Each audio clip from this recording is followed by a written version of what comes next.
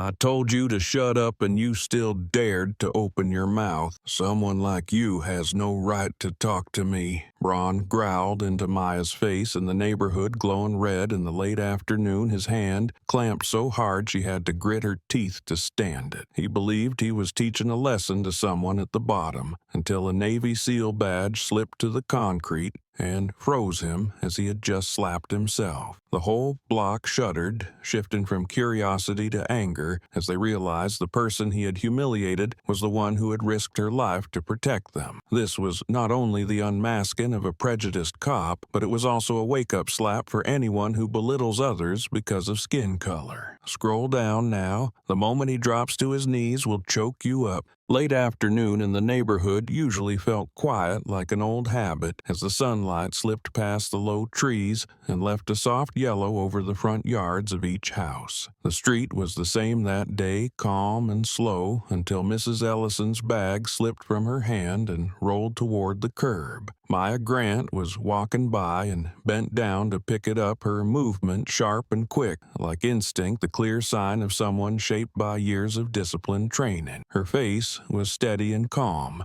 neither rushed nor startled, focused only on gathering the small items for the elderly woman bending beside her. Mrs. Ellison always moved with a slight hunch, small in build, but gentle-eyed, and even a quick motion could make her lose balance. Maya helped her stand straight, asked softly about her health and whether she needed more support. The older woman nodded, smiled in thanks, her hand trembling from age but her eyes full of trust. They stood close, one picking up the belongings, the other keeping steady, a scene that seemed impossible to mistake for anything else. Seen from nearby, it was a simple act of kindness, on a quiet afternoon, the kind of moment anyone might witness. But across the street behind the window of a white house, Linda Cooper saw a completely different story. Linda was nearsighted but disliked wearing glasses, especially when glancing outside without warning. She saw Maya lean close to Mrs. Ellison, saw Maya's hand touch the bag, then saw the older woman pull in slightly from surprise. Through her unfocused eyes, the movements warped. Linda believed she had just witnessed something dangerous on her doorstep, believed someone was snatching an elderly woman's bag in broad daylight. Fear shifts into panic easily when filtered through bias. Linda saw Maya as a black woman with a strong build standing next to a small, fragile elder. In a few seconds, Linda filled in the details her eyes never captured. She shoved open the window, her voice rough as she grabbed her phone. The words she blurted out were rushed and pressured with no thought behind them. "A black woman is attacking an old lady. Come now," was all she sent to the 911 dispatcher, a sentence packed with fear and empty of verification. Just one call like that cracked the calm of the entire block. Linda slammed the window shut, breathing hard, as if she had escaped real danger. She did not see Maya's composed expression, did not hear the gentle exchange between Maya and Mrs. Ellison, and did not realize she was reporting something false. The only thing she felt was her heartbeat pounding, and in her mind remained the blurry image of a scene she believed was violent. Out on the street, Maya and Mrs. Ellison were still standing close, unaware of what had just happened behind the opposite window. Maya brushed dust off the items and reminded the older woman to hold them more firmly. Mrs. Ellison thanked her again, her voice so soft that anyone standing a few steps away would barely hear it. If a third person had approached at the right distance, they would have clearly understood this was a simple, gentle moment of kindness. But at that moment, no one came closer. Only a car slowly turned into the street, its lights reflecting faintly on the pavement, the first sign that the quiet life here was about to be torn open. The low growl of the engine sounded before the driver was visible. The flashing lights of the patrol car burst bright along both sidewalks. Maya turned her head on instinct, seeing the red and blue sweep across the windows of the neighborhood homes. No one smiled or waved. The air tightened as if those lights carried something unwelcome. Mrs. Ellison squeezed Maya's wrist. Her hand was small and warm, but shaken with each beat. She asked in real fear, not the fear from the earlier moment, but the kind etched deep in the memory of someone who had lived long enough to recognize danger. "Dear, what is happening?" was all she managed in her confusion, knowing that the arrival of police at one's doorstep was rarely a good sign. Maya bent slightly so the older woman would not have to look up too much. She met her eyes, gave a gentle, reassuring smile, though she could not hide the rising alertness. She did not know who had called the police or why they had come so quickly. What she did feel was the rapid pulse in the older woman's wrist beneath her hand. She whispered that the woman should stay still and that she would explain if anyone asked. But before she finished, the patrol car lights flared even brighter, as if cutting straight through the quiet afternoon. The car had fully stopped. Maya straightened neither, turning away nor appearing shaken. But in her eyes, the sharp caution of someone who had faced life and death pressure began to surface. She was not someone who panicked easily, not someone who lost composure at the sound of police sirens. She had stood in situations far worse, yet this was a peaceful neighborhood on a late afternoon with no sign of violence, a place where the loudest sound should have been rustling leaves. The arrival of a patrol car at this moment did not belong to that peaceful picture. Mrs. Ellison held Maya's hand tighter the way older people often do when they sense something slipping beyond their control. The last rays of the afternoon fell across their faces and cast long shadows on the pavement. Maya leaned slightly to shield the woman's eyes from the lights, but the glare still struck them both with a force that pulled every gaze around them. The moment lasted only a few seconds, but was enough to turn a small misunderstanding into a chain of trouble Maya had not anticipated. She said nothing else, only stayed beside the older woman and listened to the car door open behind the bright light, knowing that whatever came next would not be simple. That quiet afternoon, born from one nearsighted mistake, had opened the door to something far larger than anyone on that street could have prepared for.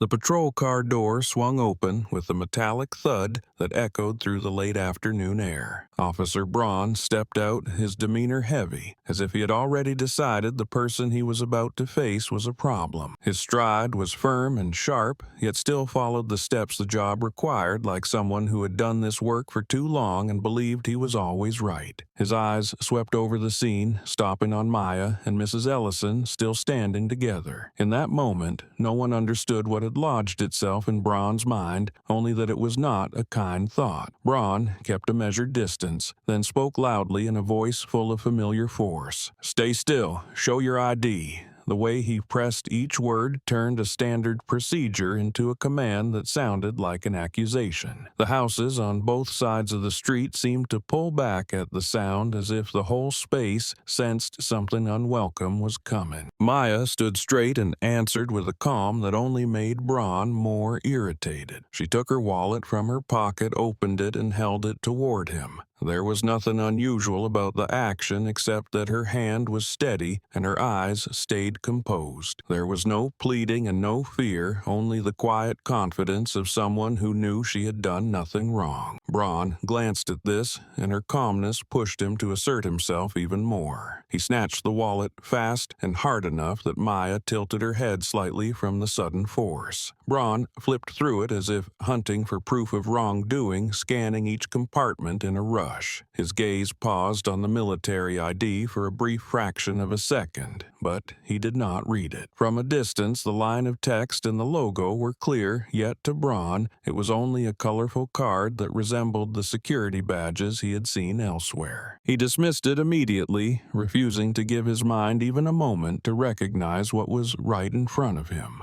Braun frowned as he reached the last pocket. "This card looks fake." The words came out with more disdain than real suspicion. His tone was not aimed at Maya, but at the image of the person he had already decided was guilty. To him, the military ID meant nothing, partly because he had not read it, partly because he could not imagine it belonging to the woman standing before him. His prejudice narrowed his vision, and that was about to lead him to the biggest mistake of the day. Maya did not react strongly to the remark. She simply said her documents were all valid. her voice clear enough to hear without any hint of defiance. But Braun took that as a hidden threat. He lifted his eyes and stared at Maya for a long moment, as if waiting for her to slip and give him a reason to escalate. She stayed still, her face calm, carrying the self-control of someone trained never to let emotion take over. Braun took a breath and pressed the radio on his shoulder to report to the center. "Send a support unit. This matches last week's case." The sentence made Mrs. Ellison look at Maya and then at Braun in confusion. Maya, however, understood immediately that Braun was using an excuse to call in more units, something officers often did when they wanted to escalate a situation. Mentioning an old case was not meant as real information, but as a way to justify having more people take his side. Even though no one had been handcuffed or detained, the atmosphere shifted into something tense. Mrs. Ellison's breathing grew louder as she tightened her hold on Maya's hand, sensing the familiar intuition older people felt whenever things began to turn bad. Maya tilted her head slightly to reassure her, but her eyes stayed locked on Braun's every move. Braun returned the wallet by tossing it rather than handing it back. It hit Maya's hand and fell to the ground just enough to show the disrespect he did not bother to hide. Maya bent down to pick it up and slipped it back into her pocket without a word. But that silence only irritated Braun more. He stepped forward, his voice sharper and louder. "Stay exactly where you are. Do not do anything else." That sentence no longer carried the tone of procedure, but the warning of someone who had already decided the person in front of him was a threat. And that moment created a shift across the entire scene. From the next house, Mr. Rodriguez's doorbell camera clicked on. The small device drew no attention, but from its angle, every action, every word, and even the subtle changes in Braun's expression were captured clearly. Maya stayed upright, trying to hold her composure as she realized something simple but serious was unfolding. The officer before her was no longer acting as someone verifying information, but as someone searching for a reason to overpower her. His eyes stayed fixed on her. His shoulders tightened with each breath, and his hand gripped the radio as if ready to move to a stronger action at any moment. Meanwhile, Mrs. Ellison stood behind Maya, her trembling hands clasped together. She knew Maya had done nothing wrong. She also knew she needed to speak up, but memories of past intimidation held her voice back. She could only breathe hard, hoping someone from the nearby houses would step out and say something, but every window along the street remained shut silent with worry. Braun looked up again, just as the faint light from the ring camera brushed across the side of Maya's face. He had no idea every action was being recorded second by second. He also did not know he had just stepped into something far larger than he imagined. The only thing he felt was his own arrogance pushing him to prove himself through force. In front of him, Maya drew a steady breath and held her stance, fully aware that the next moment could shape everything that would happen that day. Mr. Rodriguez's camera kept recording every detail, capturing both image and sound, and from that moment on, the misunderstanding that once seemed simple officially shifted into an explosive turn none of the people on the small street could have predicted. The moment Braun finished calling for backup, the air on the street stretched tight in a way no one could see, but everyone could feel. Maya stayed still, watching every movement he made, sensing the subtle shift in his attitude that someone less aware would never notice. Braun stepped closer, no longer keeping the distance he had at first. He extended his arm, set his hand on Maya's shoulder, and pushed her back in a move labeled as a risk check, but the force he used was far stronger than anything allowed in standard procedure. Maya stepped back as the shove knocked her balance slightly off. She felt the unnecessary aggression in the touch and knew from years of facing high-pressure training that this was the kind of tactic meant to establish dominance. She steadied herself and spoke her voice even and without confrontation. "You are causing unnecessary pain." The words were calm, but carried enough weight to remind him he had crossed a line. Braun found a flicker of irritation passing through his eyes when he heard her speak. He stepped back half a pace, then moved forward again, as if measuring the distance between them on his own terms, rather than for any real operational reason. This excessive control was not part of the de-escalation approach the police force claimed to prioritize. But Braun had no intention of easing anything. He wanted to heighten the tension, wanted Maya to crack under the pressure so he could justify stronger action. Mrs. Ellison stood nearby, watching every movement. A memory from a year earlier flooded back so quickly it made her shiver. That day she had been crossing an intersection, moving slowly because her left knee often hurt when the weather shifted. Braun's car had stopped right in front of her, and he had rolled down the window, his voice harsh as he told her she was blocking traffic. She had tried to explain she was not doing it on purpose, that her leg hurt, and she was going as fast as she could, but Braun had only stared at her with cold eyes and threatened a citation.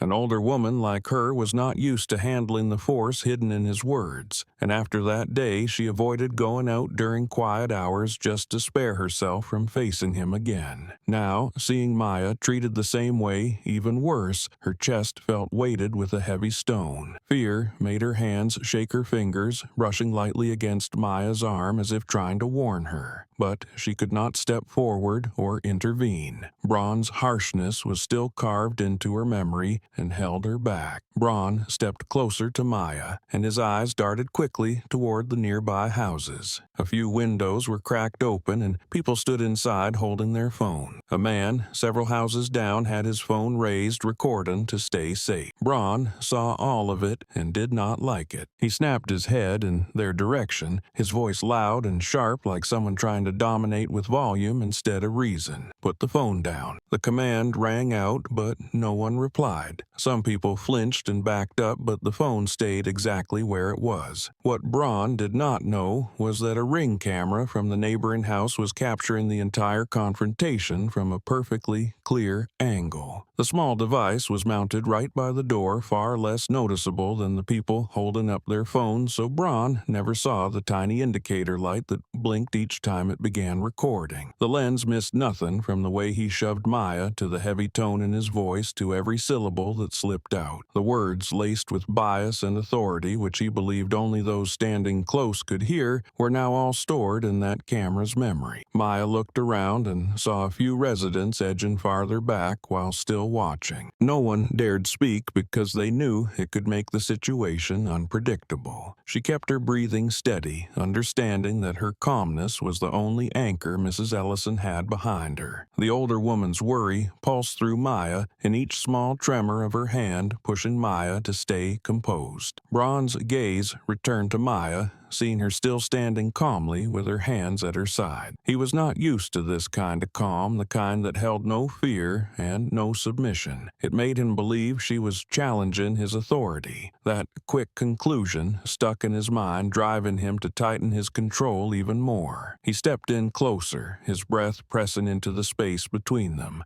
Mrs. Ellison stepped back in fear of another shove. Maya held her ground, her eyes fixed on Braun's face, though her inner focus sharpened into clear caution. She noticed his grip on the radio, how his knuckles had turned white. From experience, she knew people in that state were being driven more by emotion than by reason. Braun issued another short order, something along the lines of staying still, but his voice had shifted into tension, warped by shaken confidence. He stepped back slightly and looked toward the open windows, his eyes carrying a warning. A few people hesitated and lowered their phones, though none of them turned them off completely. Maya heard small sounds slip into the tense quiet, the rustle of someone's shirt behind a door light, footsteps on concrete farther away. Mrs. Ellison's uneven breathing. She kept her mind sharp, recognizing that things were entering a new stage where every movement and every word could become a spark. The Ring camera next door continued recording every second, every frame, every breath, every prejudiced word Braun did not realize he had spoken. That silent lens was becoming the clearest witness to what was about to erupt, and it was also the hinge that would open the path for the events to come, events Braun never imagined would turn his own life upside down.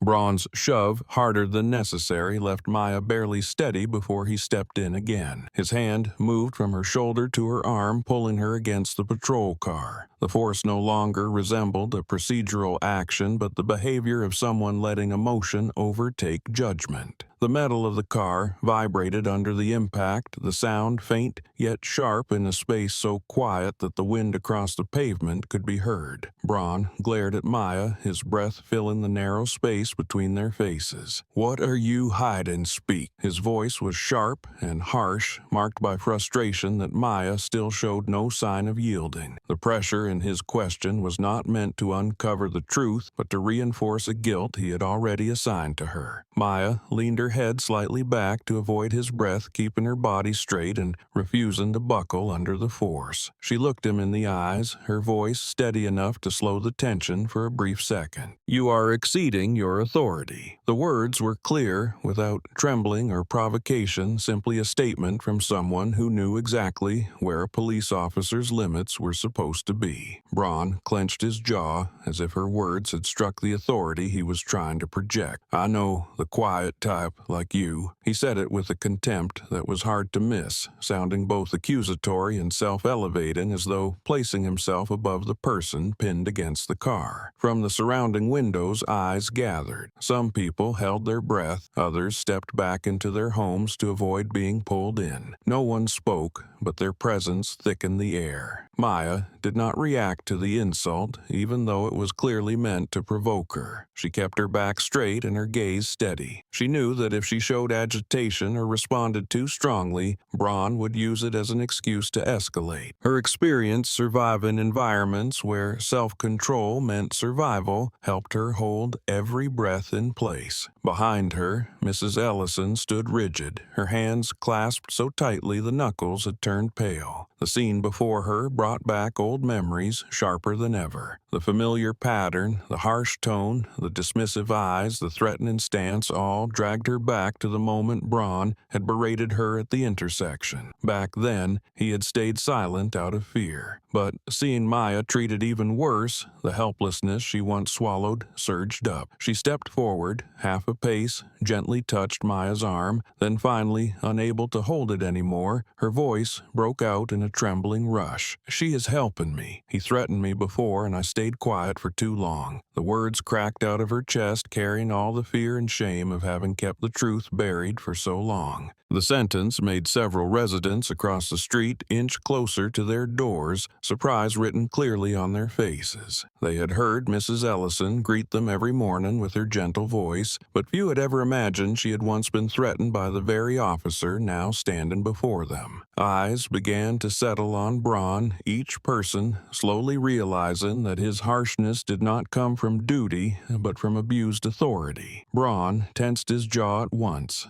his eyes flashing with a mix of anger and confusion at the accusation. He did not wait for anyone to understand more before snapping toward Mrs. Ellison, then back at Maya, as if trying to deny everything before the story could spread. But the grip on Maya's shoulder tightened, revealing the loss of control he could no longer hide. He looked around and noticed several residents still holding their phones, though none had stepped closer. Maya felt the pressure of Braun's hand increase on her shoulder. She controlled her breathing, keeping her calm. This was the moment when any rushed reaction could push the situation into something worse. She felt Mrs. Ellison's fear behind her, but also sensed the trust the woman had placed in her by daring to speak up. A light breeze passed across the pavement, carrying the distant hum of an approaching engine. Maya knew Braun's shove, paired with Mrs. Ellison's accusation, would become a major piece in the picture of wrongdoing he was drawing for himself, and it would not only affect her, but it would also affect everyone watching. The engine noise grew louder, pulling every gaze in the neighborhood toward the end of the street. From that distance, the support vehicle came into view, its lights reflecting off the walls of nearby houses. The arrival of a second patrol car did not surprise Maya, since Braun had already called for it, but it doubled the tension that was already pressing down on the area. People standing behind their windows stepped back another half pace, afraid things would spiral out of control. The support car stopped at the curb, curb, the soft sound of its tires touching the pavement making Maya turn her head instinctively. The door swung open, and a man stepped out. Tall, neatly trimmed hair uniform, crisp. His eyes scanned the scene before settling on Braun's position. This was Officer Hale. Hale closed the car door and approached with a calmer expression than Braun's, though his eyes held a guarded edge. He looked at Maya, then at Mrs. Ellison, then at Braun's hand still on Maya's shoulder. In 1 second, Maya sensed that his observation was not the neutral assessment of an officer arriving to help. There was something deeper in his eyes. Hale stopped a few steps from the three of them, the last light of day casting across half of his face, making it seem as if he stood in the middle of two sides. And the moment he stepped onto the pavement, the story shifted into a new phase, one Maya had anticipated but could not stop. She knew everything was about to become far more complicated, because Hale had arrived at the exact moment old secrets were on the edge of being exposed. Officer Hale stepped out of the support car with a slow, measured walk, as if he were trying to absorb every detail before making any move. His face showed no clear emotion, but his eyes swept the scene repeatedly, lingering longest on Braun's hand still clamped on Maya's shoulder. His presence tightened the already heavy tension on the street. He moved in close to Braun, standing beside him, as though checking the situation, but in reality to speak privately. Hale's voice was low and soft, just enough for Braun to hear, same as last year. The words did not state anything directly, but they were clear enough for Maya to realize these two shared a history she did not yet understand. Braun tilted his head toward Hale, his face locked in stiffness. "Yeah, do not slip up," he answered quickly without hesitation. From the way they spoke, it was obvious this was not the first time they had to handle a situation that fell outside procedure, and not the first time they feared what might surface if they made a mistake. Maya heard the voice that was quieter than necessary. She did not know the details, but the instinct of someone who had lived through dangerous assignments told her something was off. Whatever unsettled these two officers had nothing to do with Mrs. Ellison or an ID check, but something deeper rooted in their past. Mrs. Ellison, standing behind Maya, sensed the same thing. Her eyes shifted to worry, as though an old memory in her mind had just clicked into place with a truth she had long suspected. Hale exhaled lightly and turned toward Maya. The calmness he wore earlier changed the moment he faced her. His tone hardened, his words sharpened, and the neutrality vanished. Whatever Braun had just said had pulled Hale fully to his side, forcing him to protect an old incident the way someone protects a crack in a wall so no one notices it. "Ma'am, place your hands behind your back." Hale's voice was firm. He did not ask Maya to explain or verify anything, only issued the order as if she were already guilty. It was not about safety. It was about subduing her before the watching residents understood what was going on. Maya looked directly into Hale's eyes, her pupils steady. There was no panic, only assessment. She had stood in front of people with far more power in far harsher situations, so she could tell immediately when someone acted not out of duty, but out of fear of exposure. "I am not a danger to anyone here," Maya said, her voice low but firm. The words were both a reminder and a warning that she knew she was being mistreated. Hale did not respond with words. His face remained unchanged, though his eyes flickered for a brief second, something only a keen observer like Maya would notice. But the moment of hesitation was quickly replaced with a forced firmness. He had to hold his role in the situation that Braun expected him to support. Mrs. Ellison looked at the two officers, her lips trembling as if she wanted to speak, but her quick, uneven breaths kept cutting her voice short. Something in the way Hale had stepped out of the car made her feel not safer but even more on edge. The residents watching from inside their homes seemed to sense the same thing, sensing that this was no longer a simple check. Hale lifted his hand and placed it lightly on Maya's shoulder. At first glance it looked standard, but his grip tightened more than necessary, just as Braun's had earlier. It was not the controlled hold officers were trained to use, but the grip of someone trying to dominate. Maya felt the pressure on her shoulder and stayed in place. She neither pulled away nor resisted, but her spine stayed straight, her eyes colder, tracking every shift in Hale's behavior. In her mind, the pieces began to fall into place. Hale knew something had happened last year. Braun was involved, and the way they worked together showed they feared the truth being exposed. That meant today's actions were not random, but a repeat of an old pattern, different only in that the person standing before them this time was someone trained to defend herself and read people clearly. Braun stood behind Hale, staring at Maya with a look full of resentment. He had expected her to break the moment Hale stepped in, but seeing her remain steady only confused him more. Her calmness made both officers feel threatened even though she had not moved at all. Braun glanced around and saw several residents still watching, some still holding their phones up. It made him more uneasy, but he did not stop. Hale drew in a slow breath. Inside him was a mix of loyalty to a colleague and fear that last year's incident would resurface if Maya held her ground too long. He looked into her eyes as if searching for a hint of resistance to justify force, but Maya did not give him one. "Hands behind your back," Hale repeated, his voice lower, his hand pressing harder on her shoulder. The moment was so thick with tension that everyone around could sense that any movement might blow the situation apart. Right then, the light from Mr. Rodriguez's ring camera blinked softly, continuing to record every second, every word, and every pound of pressure on Maya's shoulder. Hale still did not know, and he did not realize that his hand was about to trigger the biggest turning point in the entire incident. His grip tightened, the sound of another car turning the corner thickening the air even further. Maya did not step back, but she knew from this point on everything was crossing into a stage that could not be undone. And as Hale braced to apply force, the story moved into its next explosive beat. The moment Hale's hand settled on Maya's shoulder seemed at first like a control gesture, but the pressure increased steadily, telling her he was not simply following procedure. He shifted his stance for better leverage, then suddenly grabbed her wrist and twisted it sharply behind her back. It was a technique used in real danger, but in this situation it was more abuse than protocol. A sharp pain shot through Maya's wrist as it was forced past its natural limit, stopping her breath for an instant.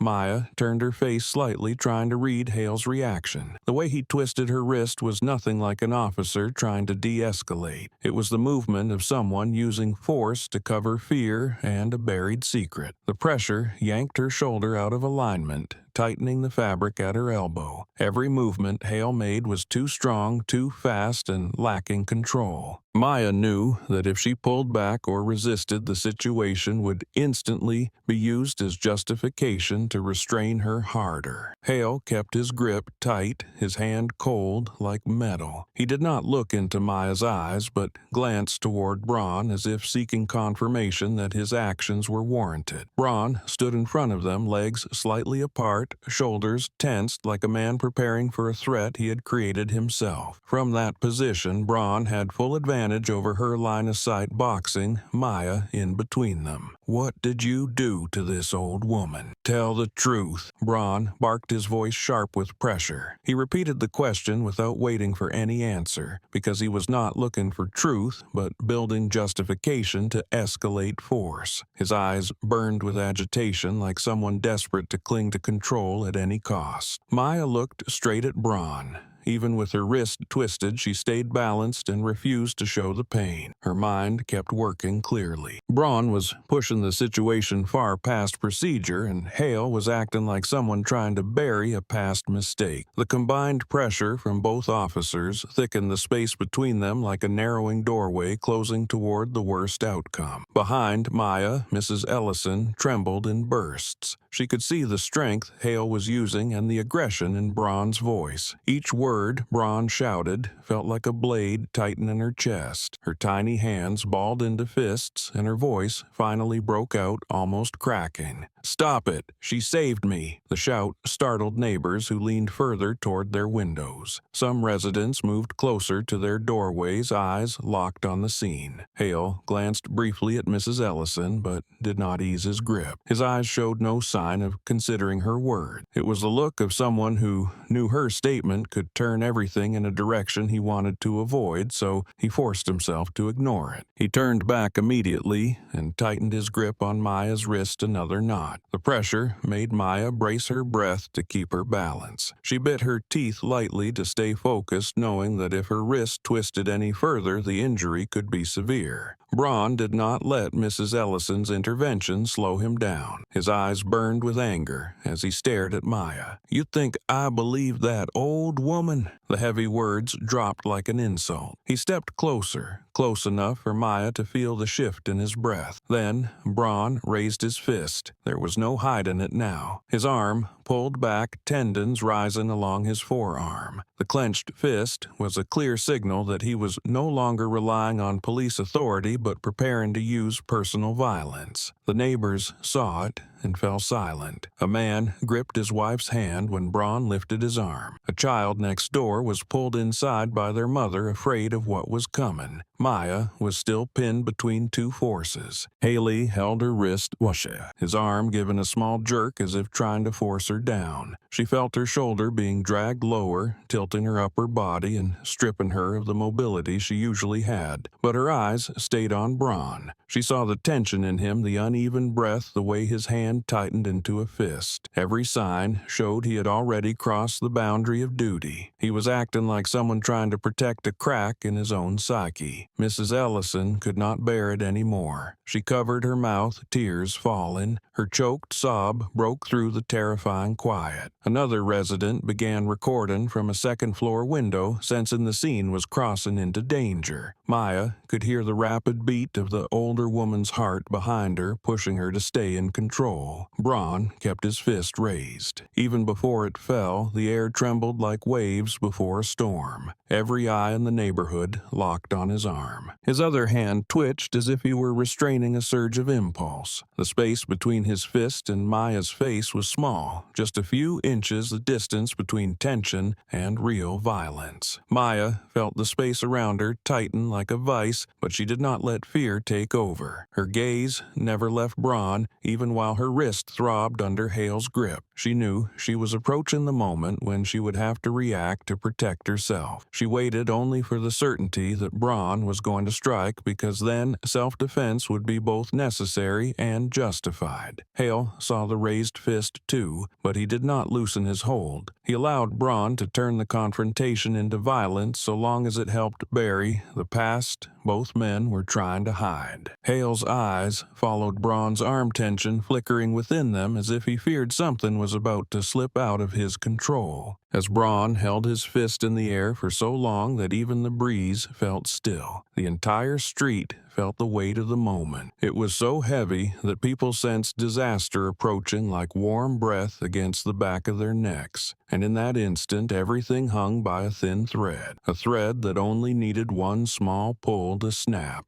Braun's raised fist hovered long enough for the air to feel solid. The people behind their windows held their breath. Mrs. Ellison pressed a hand to her chest, her breathing broken. Her eyes locked on the arm poised to strike Maya's face. Hale still gripped Maya's wrist with unchanged force, like someone holding a steel clamp in place so a partner could land the blow. Maya felt every movement inside Braun's body, each tightening of his shoulder, each small tremor in his wrist as the punch drew back, ready to fall. Then Braun launched the punch. His arm cut toward Maya in a diagonal arc, shoulder twisting hard, his body leaning with momentum. It was not the strike of someone who had simply lost control, but the strike of someone acting with intent, someone aiming to hurt and dominate. The speed was so fast that even the focused onlookers saw only a blur slicing through the air. In the instant the punch came, Maya did not scream or flinch. She tilted her head to the right at the smallest smallest angle, just enough to evade the blow, feeling the rush of air scrape past her cheek. Hale still held her wrist, but the direction of his pull created an opening. She rotated her torso with the pull, making her wrist slip past the angle of Hale's hold for a brief second. She used the opponent's own force to free herself. Braun's punch hit nothing but air. The momentum pushed him slightly forward. Maya used that moment to rotate her free wrist and lift it to redirect his arm, applying the minimal defensive technique taught to those trained not to inflict unnecessary harm. One clean motion rotated the wrist, placed the thumb on the weak point of the opponent's wrist joint, and pulled downward along the outward curve. A soft crack sounded. Braun's wrist bent off its axis, not enough to break or seriously injure, but enough to drive him to his knees in pain. Maya's eyes stayed controlled. She did not push him down or strike back. She stayed within the bounds of self-defense, neutralizing the attack without causing excessive damage. Hale watched his hand poised to tighten on Maya's wrist, but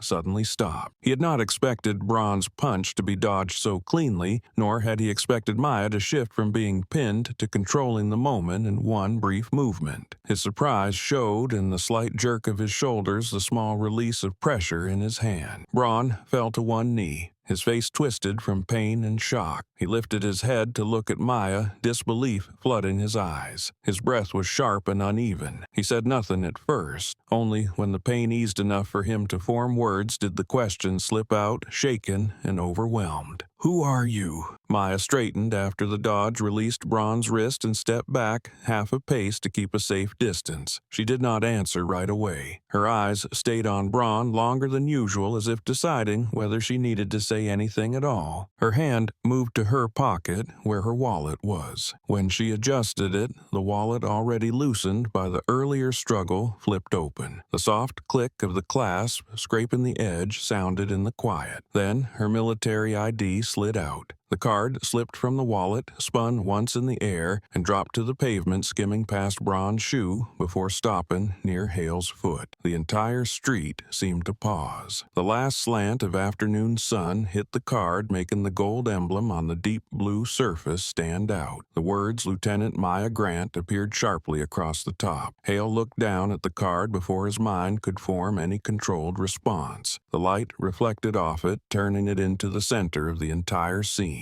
He bent forward and picked it up. His fingers touched the edge, and in that instant his eyes caught the emblem he had hoped he was mistaken about. A gold anchor crossed with wings, the symbol of the Naval Special Operations Force. A sign every police officer knew the weight of a rank marker that never belonged to an ordinary civilian. Hale's face drained of color immediately. His breath pulled tight in his chest. His hand clutched the card so hard the knuckles blanched. He read the words again to be certain his eyes were not playing tricks. Lieutenant, a significant rank, a position treated with exceptional respect by anyone in the military, not someone he had any right to treat the way he just had. Behind him, Braun was still kneeling by the patrol car, lifting his head to look at Hale with a silent question about what was happening. He had not seen the card yet, but Hale's sudden change in expression was enough to shake him. Maya watched all of it calmly. She did not speak or reach for the card. She let Hale read it himself, let him confront the truth he had been avoiding since he stepped out of the car. Her silence became a pressure heavier than any explanation. The residents behind their windows leaned in further, trying to see what had frozen Hale in place. The card in Hale's hand sliced through the tension like a blade, turning everything taut as wire into dead stillness. And at that moment, Hale lifted his head slowly, his face pale. His eyes on Maya completely changed from a few seconds before. Not anger, not dominance, but fear. The story had entered a new spiral where every action they had taken now looked like a mistake they could not undo. And it had all begun with a single card trembling in Hale's hand under the fading evening light.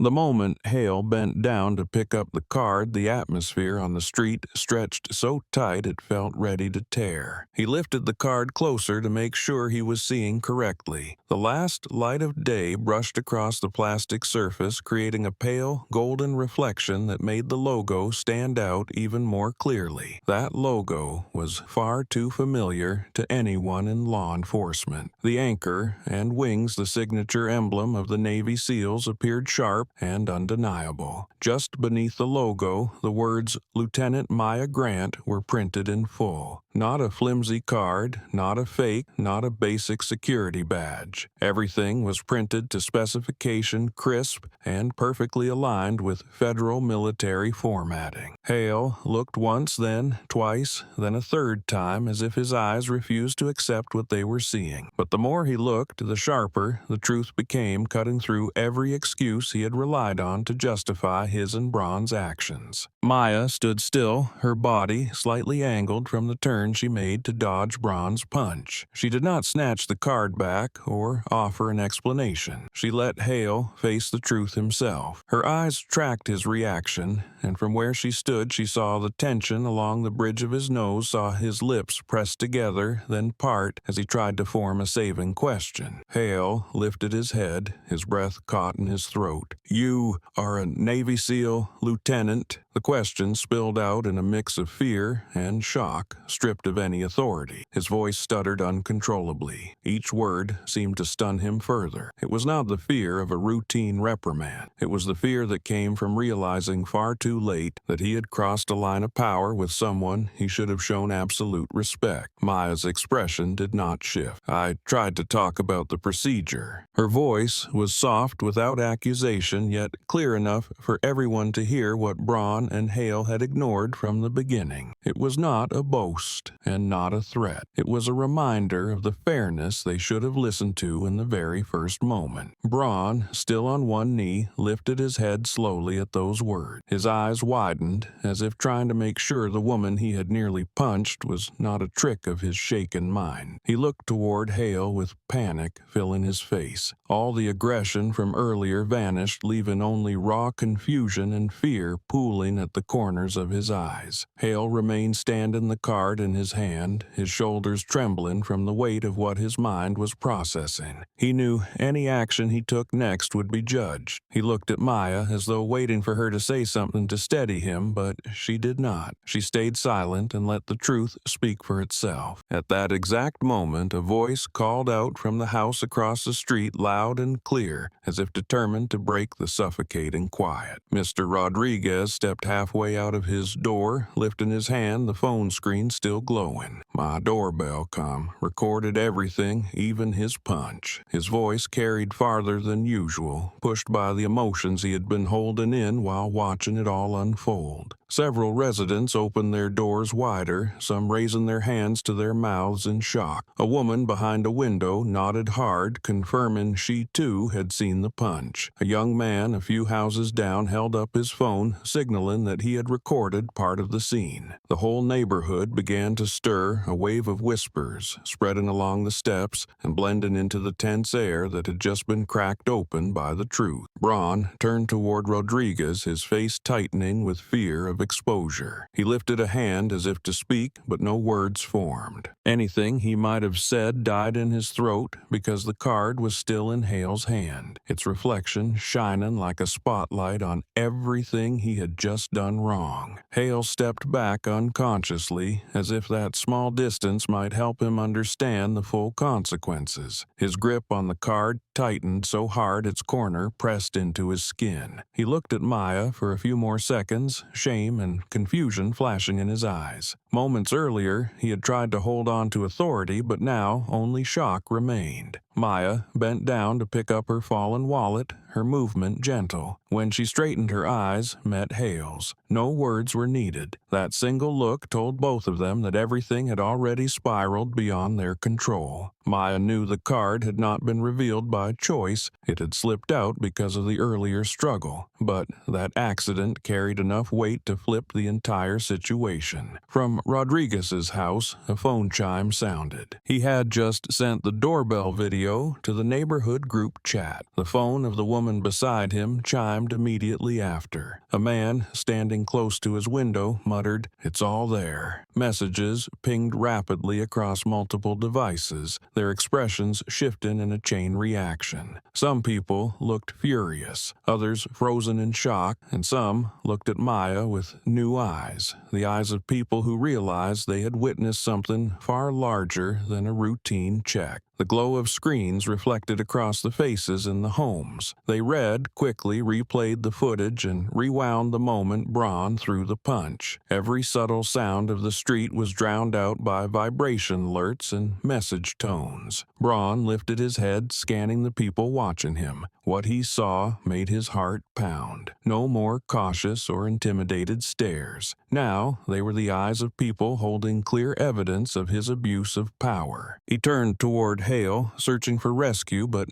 Hale remained frozen, unsure of what to do. Maya looked around and saw the shift move through the neighborhood like a rising wave. The truth spread faster than any excuse Braun might try to form. And with every video sent, every chime that echoed, the pressure around the two officers tightened another circle. Mrs. Ellison stepped forward half a pace, her hand trembling but her eyes firm. She looked at Maya, then at Braun. She did not speak, but her presence alone now felt like a witness forcing the truth to stay fixed in place, impossible to distort. The air went still for one heavy moment, like the pause before a storm breaks. And in that silence, the card in Hale's hand grew exponentially heavier. Just one short second remained, but it was enough to push the entire story into a direction no one could control anymore.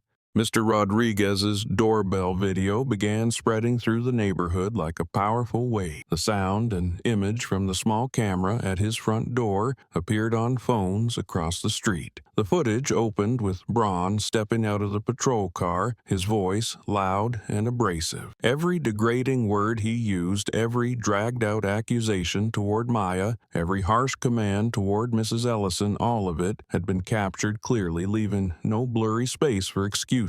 But what truly ignited the street was the moment Braun raised his fist and swung at Maya. Some residents slowed the video on their phones, making everything even clearer. The punch was not an accident or a defensive move. It was an attack from a man holding power, and it was recorded from an angle that could not be twisted. The audio in the video, the shouts of "Stay still, what are you hiding?" and "I know your type" echoed through a neighborhood that had been silent seconds earlier. These words carried no emotional filter from bystanders, only the raw sound from the camera sharp as a blade. People could feel the weight of every syllable. Some flinched when Braun's voice blasted from their phones as if he were standing beside them, yelling straight into their faces. A woman near her window covered her mouth when the clip reached the moment the punch dropped. A man standing on the steps of house number 14 muttered in anger, hitting a service member. "They're done." His voice rose, not to stir conflict, but because the truth in the video was too clear and too infuriating. His words spread like a spark hitting dry straw. More whispers followed, some saying quietly, "Unbelievable." Others repeating, "She's a lieutenant, a real military officer." Their eyes changed, no longer wary of the police, shifting instead to outrage and support for Maya. An older resident leaning against his doorway watched the video and shook his head. "There's no defending that." Braun saw the crowd's reaction and panic. He stepped forward, his voice louder than usual, as if trying to drown everything out. "That angle is missing. The camera didn't catch the beginning. It's not the full." He made gestures with his hands, trying to outline some imaginary gap he hoped could save him. But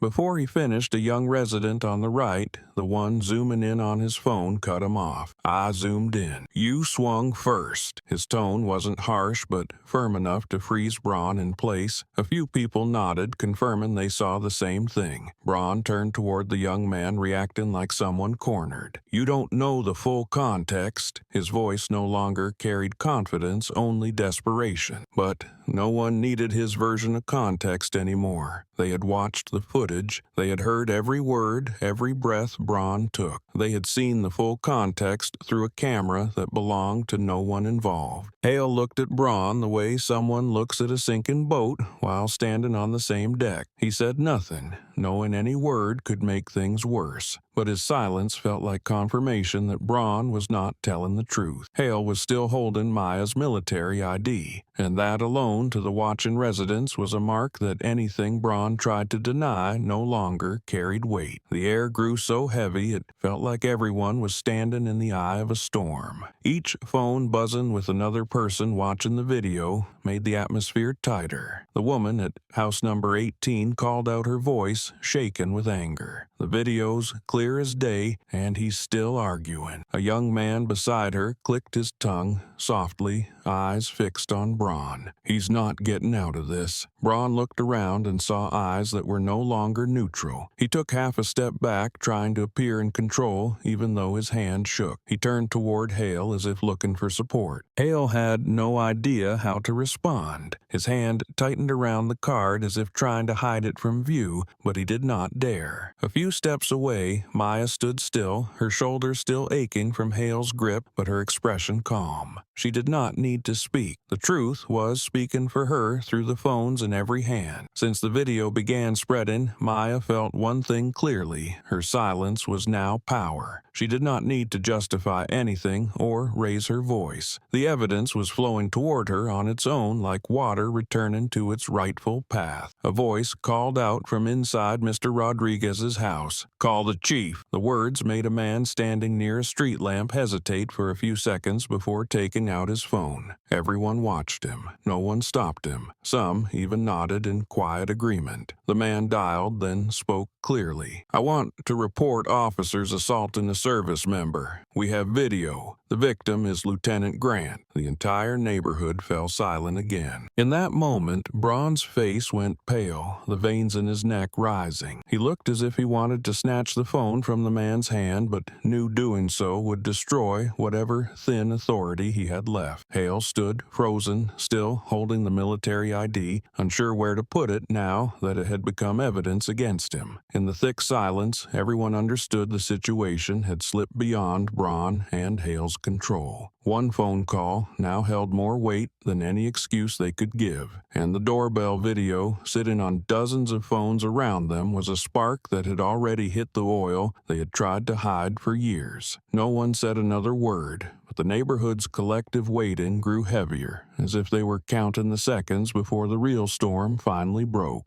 The resident's phone call echoed through the suffocating air of the neighborhood, and the words "police assaulting a service member" shifted the already tense atmosphere into a heavy, waiting silence. The man making the call did not add any emotion. He simply stated the facts in a calm tone, calm enough that Braun, standing a few yards away, felt his chest tighten. Each word reached him so clearly that they kept replaying in his head, pounding against the fear he was trying to suppress. On the other end, the duty officer at the precinct shot up from his chair the moment he heard the phrase "military personnel." An attack on a service member fell under interagency incidents, which meant every report had to be forwarded to internal affairs and military liaison channels. The duty officer immediately opened an emergency file typed in the high-priority code and hit send. The internal alert system lit red across his screen. A chain of data logs and digital bulletins launched automatically through the police-military network. The chief listened to the report, his face hardening. He asked quickly, "Is there video?" The duty officer replied that there was, and it came from residents unedited. Hearing only that much was enough for the chief to know this had to be addressed immediately if he wanted to prevent it from escalating into a district-wide scandal. He stood straight and ordered "Send IA now." The command was sharp, leaving no room for delay. Inside Internal Affairs, the interagency alert came in the moment the chief forwarded the report. The wall screen displayed assault on military personnel along with a Level 4 incident code. 2 on-duty investigators put on light armor, grabbed their body cameras, and were out of the room within a minute. No one questioned it. No one moved slowly. Everything followed the long-standing protocol. When a service member is assaulted, IA responds immediately, no extra authorization needed. Meanwhile, in the neighborhood, Braun felt the color drain from his face. He looked at the residents holding their phones, at Hale still frozen with the ID card in his hand, and at Maya standing calm with the steady composure that only confused him more. Notification sounds chimed from dozens of phones around him, each one falling on him like a hammer, striking the excuses he was trying to cling to. He turned to Hale, his voice shaken, though he tried to sound commanding. No IA hasn't been called yet. Not yet. The words burst out almost by instinct, like the cry of someone realizing he had stepped into a trap he set himself. He stepped forward, lifting his hand as if he could somehow stop everything, but the gesture meant nothing. The interagency process had already begun. It could not be undone. A resident near a doorway let out a short, dry laugh, not amused, but astonished. What exactly are you still trying to hide? The question hung in the air, pushing Braun further off balance. The whole street heard him repeat, IA hasn't been called, but no one offered support. Instead, several exchanged looks as if they had finally understood why Braun was panicking. If he were innocent, there would be no reason to fear IA, but he was afraid. Afraid enough to say out loud what he should have kept hidden. Hale stood, frozen in confusion. He still held Maya's card, but his eyes kept shifting. He looked at Braun, then at Maya, then at the watching residents. From Hale's expression, everyone understood he too realized he could not stand against what was coming. Every bit of logic he had clung to had fallen apart the moment the card appeared under the fading light. The sound of an engine echoed from the distance, steady and cold. Residents turned almost in unison. The sound was not from a regular patrol car, but heavier and sharper. A woman whispered to her husband, IA is here. The words made Braun flinch. The IA vehicle turned the corner without theatrics, but its arrival cut off whatever excuse Braun had left. It rolled to a slow stop, the door opened, and two investigators stepped out. They did not rush. They did not need to. Their eyes swept the scene to capture every position. In their hands, the body cameras were already on their small indicator lights blinking to show they were recording everything. Braun went rigid, his feet glued to the pavement, his eyes locked on the IA insignia on the investigator's vest. The small silver emblem felt heavy like a blade digging into the memories of every time he had slipped past trouble using authority. This time, there was no escape. Hale drew a slow breath, his hand tightening but making no move to resist. He knew IA was nothing like regular patrol. They did not listen to emotion. They did not accept explanations outside of official reports, and they cared only about evidence. And the evidence was in at least a dozen phones, plus the ring camera, plus Maya's military card, plus the recorded punch from multiple angles. The two IA investigators stepped closer, one looking at Maya and the other at Braun. The way they positioned themselves made it clear they already understood who needed protection. Maya stayed steady, her hands resting naturally at her sides, offering no movement that could complicate things. She met their gaze like someone used to disciplined environments, and the tension inside her settled for a moment. Braun stepped back half a pace as if his legs could give out. His mouth ned, but no sound formed. What he faced now was not Maya or the residents, but the consequences of everything he had thought he could hide. His whole body locked up. In that instant, the shift on his face was unmistakable. Not anger, not aggression, but the despair of someone who knew there was no way out. He fell silent at the sight of the IA insignia, the same symbol he once dismissed, but that now had the authority to expose everything he believed buried. The residents saw his collapse clearly, and none were surprised. The story had entered its next chapter, where power no longer belonged to Braun or Hale, but to those arriving to examine every detail that could not be denied. Only a few seconds remained before everything would be decided.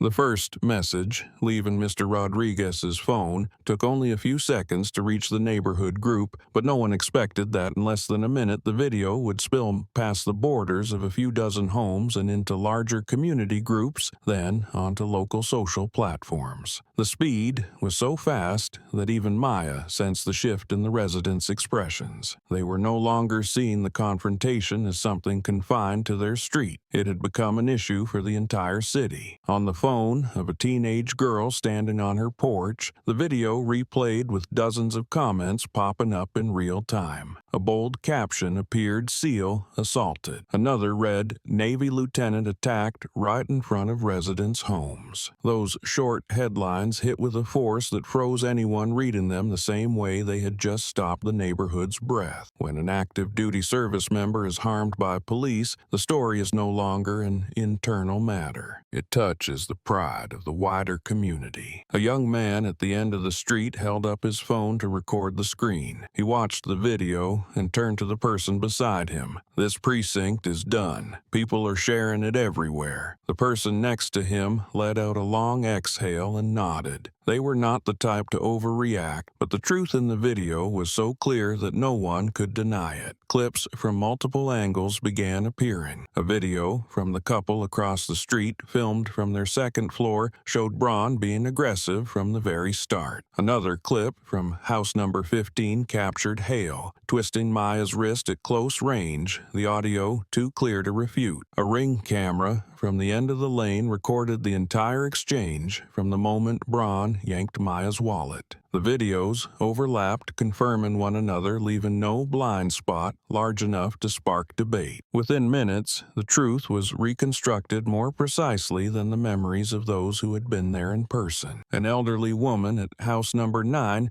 started a live stream. Her voice shook as she described watching a woman in military service being mistreated. She stood still, and they just kept squeezing, kept shouting. She spoke as if finally loosening a knot that had pressed on her chest all afternoon. Her live stream drew hundreds of viewers within seconds. Local forums are filled with posts. One person wrote, "You can tell she's really military. Just look at how she carries herself." Another replied immediately, "The cops messed up. IA is already on scene." Those comments triggered a wave of shares, a chain reaction impossible to stop. Meanwhile, the two IA investigators took preliminary notes. They did not draft a full report yet, but they requested to view the videos from Mr. Rodriguez and several others. Each video was uploaded into a specialized storage device, time-stamped and logged. Every piece of evidence was placed into a strict chain of custody. Maya stood a few steps away, watching with calm composure. Mrs. Ellison stood beside her, her hands still trembling, but her eyes steadier, as if she had reclaimed a piece of courage she had lost long ago. The other residents focused on the IA officers gathering evidence, their faces carrying the seriousness of people witnessing the truth being named point by point. Braun, in complete contrast, tried to squeeze into any gap in the moment to defend himself. He stepped forward, his voice unsteady. "The situation wasn't like the video. You're not seeing everything." He lifted a hand as if to emphasize his words, but even Hale did not look at him. A resident shook his head, his voice cold. "You threw the first punch. Every video shows it." Braun swallowed, stepping back. The hardness he once relied on vanished, replaced by a blotched, fearful expression. In his mind, the incidents from last year, the year before, and the times he had imposed himself on residents flashed back sharply. He knew that if IA dug deeper, everything could resurface. What he feared most was not suspension, but the exposure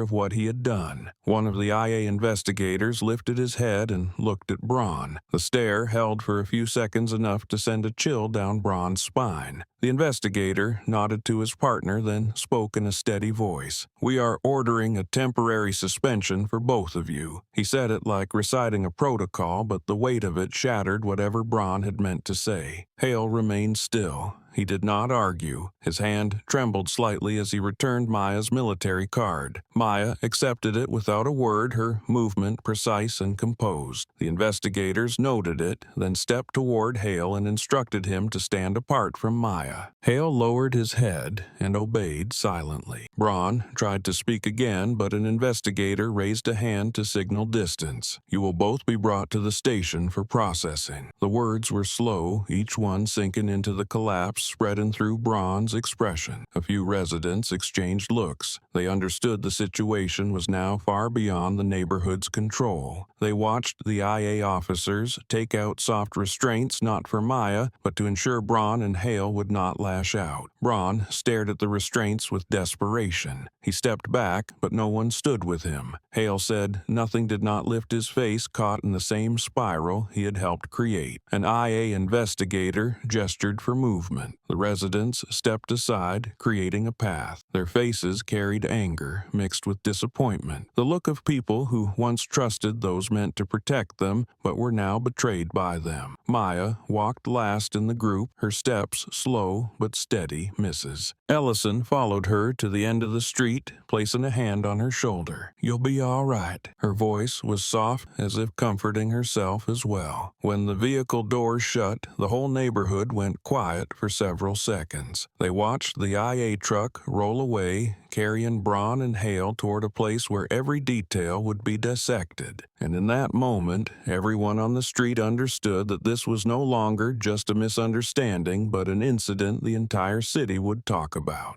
In the IA interrogation room, white light shone directly onto the metal table, casting sharp reflections that made the space feel smaller. Maya sat upright, her hands placed neatly on the surface, her calm so steady that the two investigators exchanged a look to confirm she was not afraid. One investigator opened a small notebook, checked the date and time, then lifted his head and spoke evenly. "Lieutenant Grant, please recount the entire incident. Just tell it as you remember it." Maya gave a small nod, her eyes straight ahead like someone long accustomed to disciplined inquiries. In that moment, her composure stood in stark contrast to the chaos happening outside. Maya drew a breath and began, her voice steady and low, each sentence arranged with the precision of footsteps on a drill floor. She described helping Mrs. Ellison pick up her fallen bag, Braun arriving and ordering her to stay still, then yanking her wallet from her hand just as she opened it. She explained the excessive force Braun used, then how Hale arrived afterward and gripped her wrist despite her showing no resistance. The two investigators wrote quietly, never interrupting, though a few details made their brows tighten with calculation. None of Maya's words carried anger. Every part was fact presented in exact order. When she reached the moment Braun threw the punch, Maya described it briefly but clearly. She explained the punch angle and how she shifted left using a minimal impact defensive technique. She detailed how she locked Braun's wrist, making him drop to his knees without injuring him. One investigator paused his pen and looked at her for several seconds. "You are certain you did not apply additional force?" Maya only nodded, her expression unchanged. What struck the investigators was not her counter-move, but the way she used the phrase reduced force instead of emotional language. It was the sign of someone who understood the legal boundaries of self-defense. When Maya finished, the door opened and Mr. Rodriguez stepped in holding a small silver USB. He looked tense but resolute, his eyes firm. "I brought the original ring footage," he said, placing the USB on the table like evidence that could not be challenged. "Full video, clear audio, no edits." The investigators exchanged a glance, then immediately opened the file on their computer. The screen lit up with Braun shouting the scrape of the wallet being ripped away, Mrs. Ellison's soft cry, and the heavy sound of Braun's punch cutting through the air. Every sound formed a record that left no room for debate. When the video reached the point where Maya dodged and locked Braun's arm, both investigators paused it. They studied each movement closely, comparing it to her testimony. One wrote quick notes while the other zoomed in to check the contact points. The perfect alignment between her account and the footage left them with no doubt. "Standard defensive procedure," one said quietly.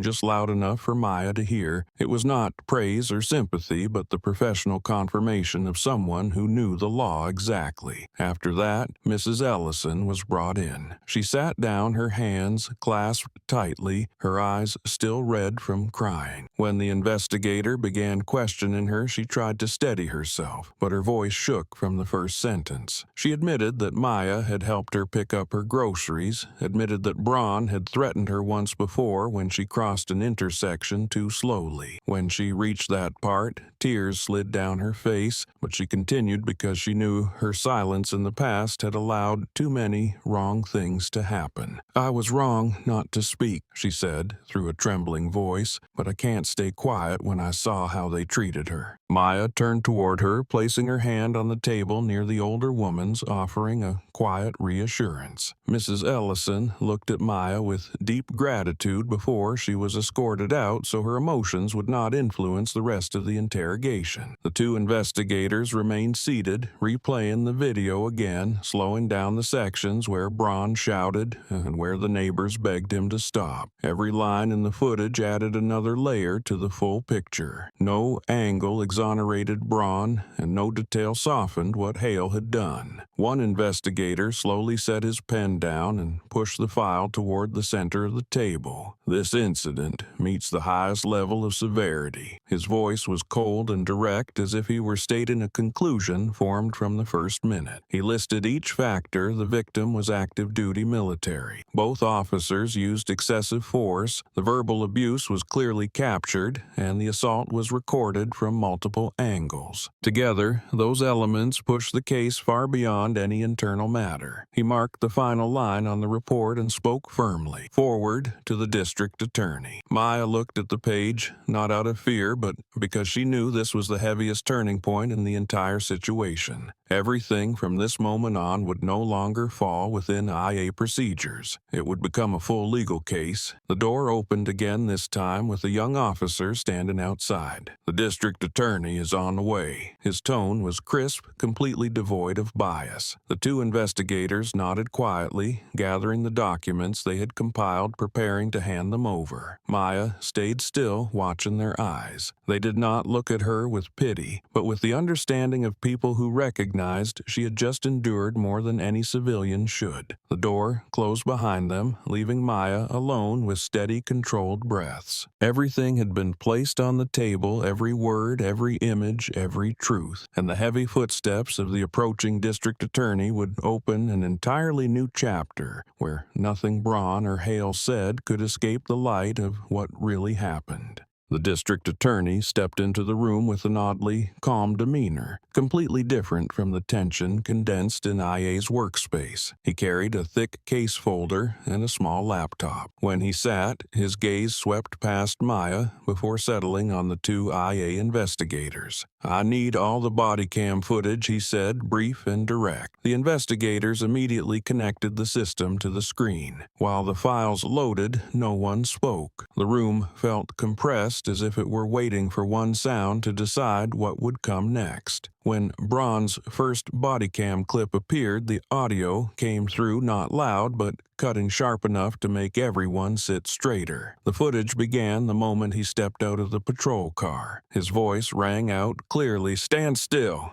Let me see your ID." But a second later, the video showed him snatching Maya's wallet the moment she extended it. The DA slowed the footage, his eyes unblinking as Braun flipped through the wallet without stopping at the military ID. He zoomed in on the card as it flashed on the screen, then asked IA with a dry voice, "What do you see?" One investigator answered, sounding like the last warmth had drained from his tone. "Clear lettering for Lieutenant, and the logo." The DA nodded, his eyes shifting toward Braun through the frosted glass panel outside. Even through a silhouette, he could read the panic in the man hovering behind it. He continued the footage. Braun's line, "This looks fake," came right after he brushed past the card. The DA froze the frame. He saw it, but he chose to ignore it. The way he said chose made the entire room feel heavier. The body cam rolled on to the moment Hale arrived. Through Braun's camera, Hale approached and spoke quietly, but the mic still caught it. The DA raised the volume. In the faint audio, Hale's whisper, same as last year, made IA and both investigators exchange looks. That line hadn't appeared in any initial statement. The DA frowned and gestured for Hale's body cam. Hale's footage began as he reached the scene. The image barely shook, but the audio captured every word. The DA skipped to the part where Hale twisted Maya's wrist. When Maya said, "You're causing unnecessary pain," the DA's eyes sharpened. He didn't stop. He noted almost to himself. Then the footage showed Braun raising his fist and Maya dodging. When Braun went down in pain, the audio blurred under the movement, but his ragged breathing could still be heard. The DA straightened. At this point, it's more than clear. An IA investigator glanced toward the adjoining room where Hale sat waiting. When Hale was brought in, he entered slowly, shoulders slightly drawn in. His earlier hostility was gone, replaced by the exhaustion of someone whose last layer of concealment had been stripped away. The DA looked at him, his voice sharp but not loud. "I want to hear the reason." Hale exhaled, his eyes dropping to the table as if searching for words, then spoke quietly. "I followed Braun so the old case wouldn't come out." The room went still, as if all the air had been pulled out of it. One investigator set his pen down on the metal table, the click sharp and cold. The district attorney leaned forward. "What was the old case?" Hale hesitated, his hands interlacing, then his voice dropped. "A patrol last year. Braun stopped a young man. There were slurs, a shove. I stood there but didn't report it. I didn't want to seem like I was turning on my partner." The words weren't a plea. They were a confession. The DA nodded, his expression unchanged, though his eyes fell heavy like a stone dropping into still water. The air in the room tightened another degree. The investigators exchanged a look as if they had just unlocked a deeper layer of the truth. This wasn't a single incident of misconduct, but a pattern built on mutual cover. That turned the case into more than a personal failure. It became a sign of something festering inside the precinct itself. The DA opened the folder, wrote a few short lines, then closed it. "We'll pursue both cases," he said, his voice splitting through every excuse Hale might have held on to. When Hale was taken out, silence settled again. The investigators returned to the screen, skimming the videos one last time. Every shove, every shouted command, every second of body cam footage now stood as evidence that could not be erased. Maya sat upright, her expression steady. She didn't look at Hale as he passed, nor at Braun, sitting a few rooms away. She waited with the quiet certainty of someone who understood the investigation had entered a stage that offered no return. The DA opened his laptop and reviewed IA's preliminary report. He nodded at each detail, aligning with the statements, the footage, and the Ring camera recordings. In the final section, outlining the internal severity scale, he marked the top tier without hesitation. One investigator saw the mark and released a faint breath, as if admitting the gravity had surpassed even his expectations. The tension inside the precinct spread from room to room, thick enough that even the desk sergeant walking by felt the heaviness in everyone's breathing. In the holding area, Braun sat frozen, staring blankly. He caught fragments of body cam audio, Hale's answers, and felt fear rising like a tide beneath him. He tried telling himself this was only the initial review, but each noise drifting from IA's office made it clearer that every escape route was closing. One investigator began gathering the recordings, preparing them for the senior prosecutor. The DA stood. Before leaving, he asked to hear again the line where Hale said, "Followed Braun so the old case wouldn't come out." When the audio echoed through the room once more, he shut his laptop and murmured his final verdict. "That's enough." As the district attorney was about to leave the room, a crisp burst of static crackled through the internal radio. The signal cut directly into the IA dedicated frequency, strong enough to distort the voice feed with a brief ripple of interference. Both investigators snapped their eyes up. The DA stopped at the doorway doorway, turning back toward the radio mounted on the wall. The signal wasn't a routine transmission, nor did it resemble anything sent from the precinct commander. It carried a low tone with evenly spaced breaks, the kind used only by a different agency. The crackling stretched a moment longer, then went silent, as if someone on the other end was preparing to deliver something significant. Maya turned toward the radio, instinctively, the reflex of someone who had worked around classified channels before. In that instant, everyone in the room understood the signal was about to trigger a development none of them had anticipated, and it came precisely when the truth had just been exposed to its fullest extent.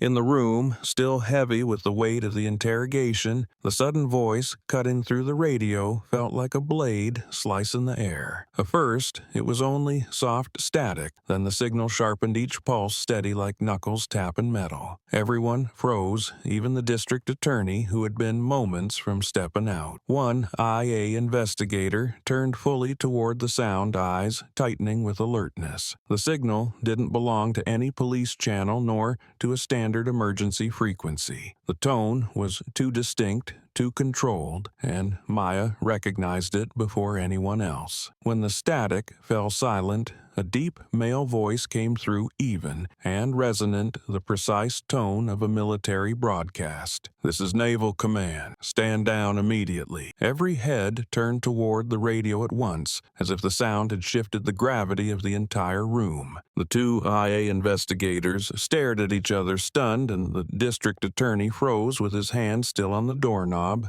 his expression changing by degrees. The voice carried no hesitation, only the authority of a system ranked above both the police and IA, pulling the room into absolute silence. The signal continued without waiting for acknowledgement. "Lieutenant Grant is under federal protection. Internal affairs will proceed." The words rang sharp, each one dropping with metallic precision, heavy and final. The district attorney lowered his hand from the door and turned fully back, his face settling into a deeper seriousness. The IA investigators stood rigid. They knew this wasn't a courtesy notice, but a direct order from Naval Command, the kind sent only when a service member was endangered or mistreated in a civilian setting. In the adjacent room, Braun heard every word, the radio's echo slipping through thin walls like a verdict crashing over him. "When Lieutenant Grant is under federal protection," repeated as the signal auto-cycled. He sank into his chair, hands shaken so hard the soft restraints clicked together. His head dropped as if he had finally realized he had crossed a line too deep to reverse. No justification he could invent would stand against authority at that level, no angle left to save him from federal scrutiny. The district attorney stepped closer to the radio, even knowing it was only a conduit. He tilted his head slightly, exhaled slowly, then looked toward Maya. His expression no longer held the evaluative distance of an investigator. It shifted into something else, respect edged with astonishment. He understood now that the case had moved beyond his jurisdiction, rising into a realm where even the local justice system would have to step aside and follow the lead. Maya sat still, back straight, showing no clear emotion. Her eyes settled like water after a light breeze, but anyone perceptive could see that her calm wasn't ease. It was the emotional discipline of someone long accustomed to high-pressure situations. When the investigators turned toward her as if waiting for a reaction, Maya spoke in a low voice. "They're doing their job." The words carried no bragging and no bitterness, only a confirmation of protocol. She hadn't asked for intervention, but the military always responded when a service member was threatened, especially when the evidence was unmistakable. The district attorney looked at IA, then at Maya again. "This confirms the level of the incident," he said, his voice restrained as if careful not to disturb the flow of information now in motion. "The court will have to move sooner than expect," one investigator wrote quickly in the report, his hand slightly trembling under the weight of what that meant. "Naval Command never breaks into police channels casually. Once they speak on that frequency, the situation has been classified as high risk." The IA room fell silent for a few more seconds, as if everyone were processing at the same time. Maya Maya looked at the two investigators and saw the shift in their expressions. It was no longer just a case of misconduct. It had become an incident that might affect interagency relations between the military and local law enforcement. That meant every step from this point would be watched even more closely, though IA had already been precise from the start. Out in the hallway, Hale leaned against the wall, eyes wide as he listened to the radio. He tried to move closer, but was stopped by an officer. Even without seeing Maya, he understood that the words transmitted weren't just confirmation of her identity. They were the final end of any defense he and Braun had thought they could use. He closed his eyes and breathed deeply, knowing the next step would be a fall he could no longer sidestep. The district attorney returned to the table and signed the last section of the IA report. "Send it to the court today," he said. One investigator immediately stood to deliver the file. Everything unfolded with urgency, but without haste, like the movements of people aware their actions would be scrutinized at the federal level. Outside in the hall, the internal phone rang. A desk officer picked it up, then rushed to the IA doorway. The court responded, he said, breath still uneven. "They've set the hearing date." He handed a short sheet stamped in red to the district attorney. The time was printed clearly, not far off, not delayed, showing its priority. Maya looked at the number, feeling as though a new chapter had opened, one she hadn't chosen, but now had to walk into. In the cold space of IA, everyone stood still for another beat, acknowledging the weight of this moment. And when Maya left the room, she understood that Naval Command's interruption hadn't been to shield her personally, but to ensure justice wouldn't be distorted for even one more second. One door closed, but a much larger process had just opened before them all.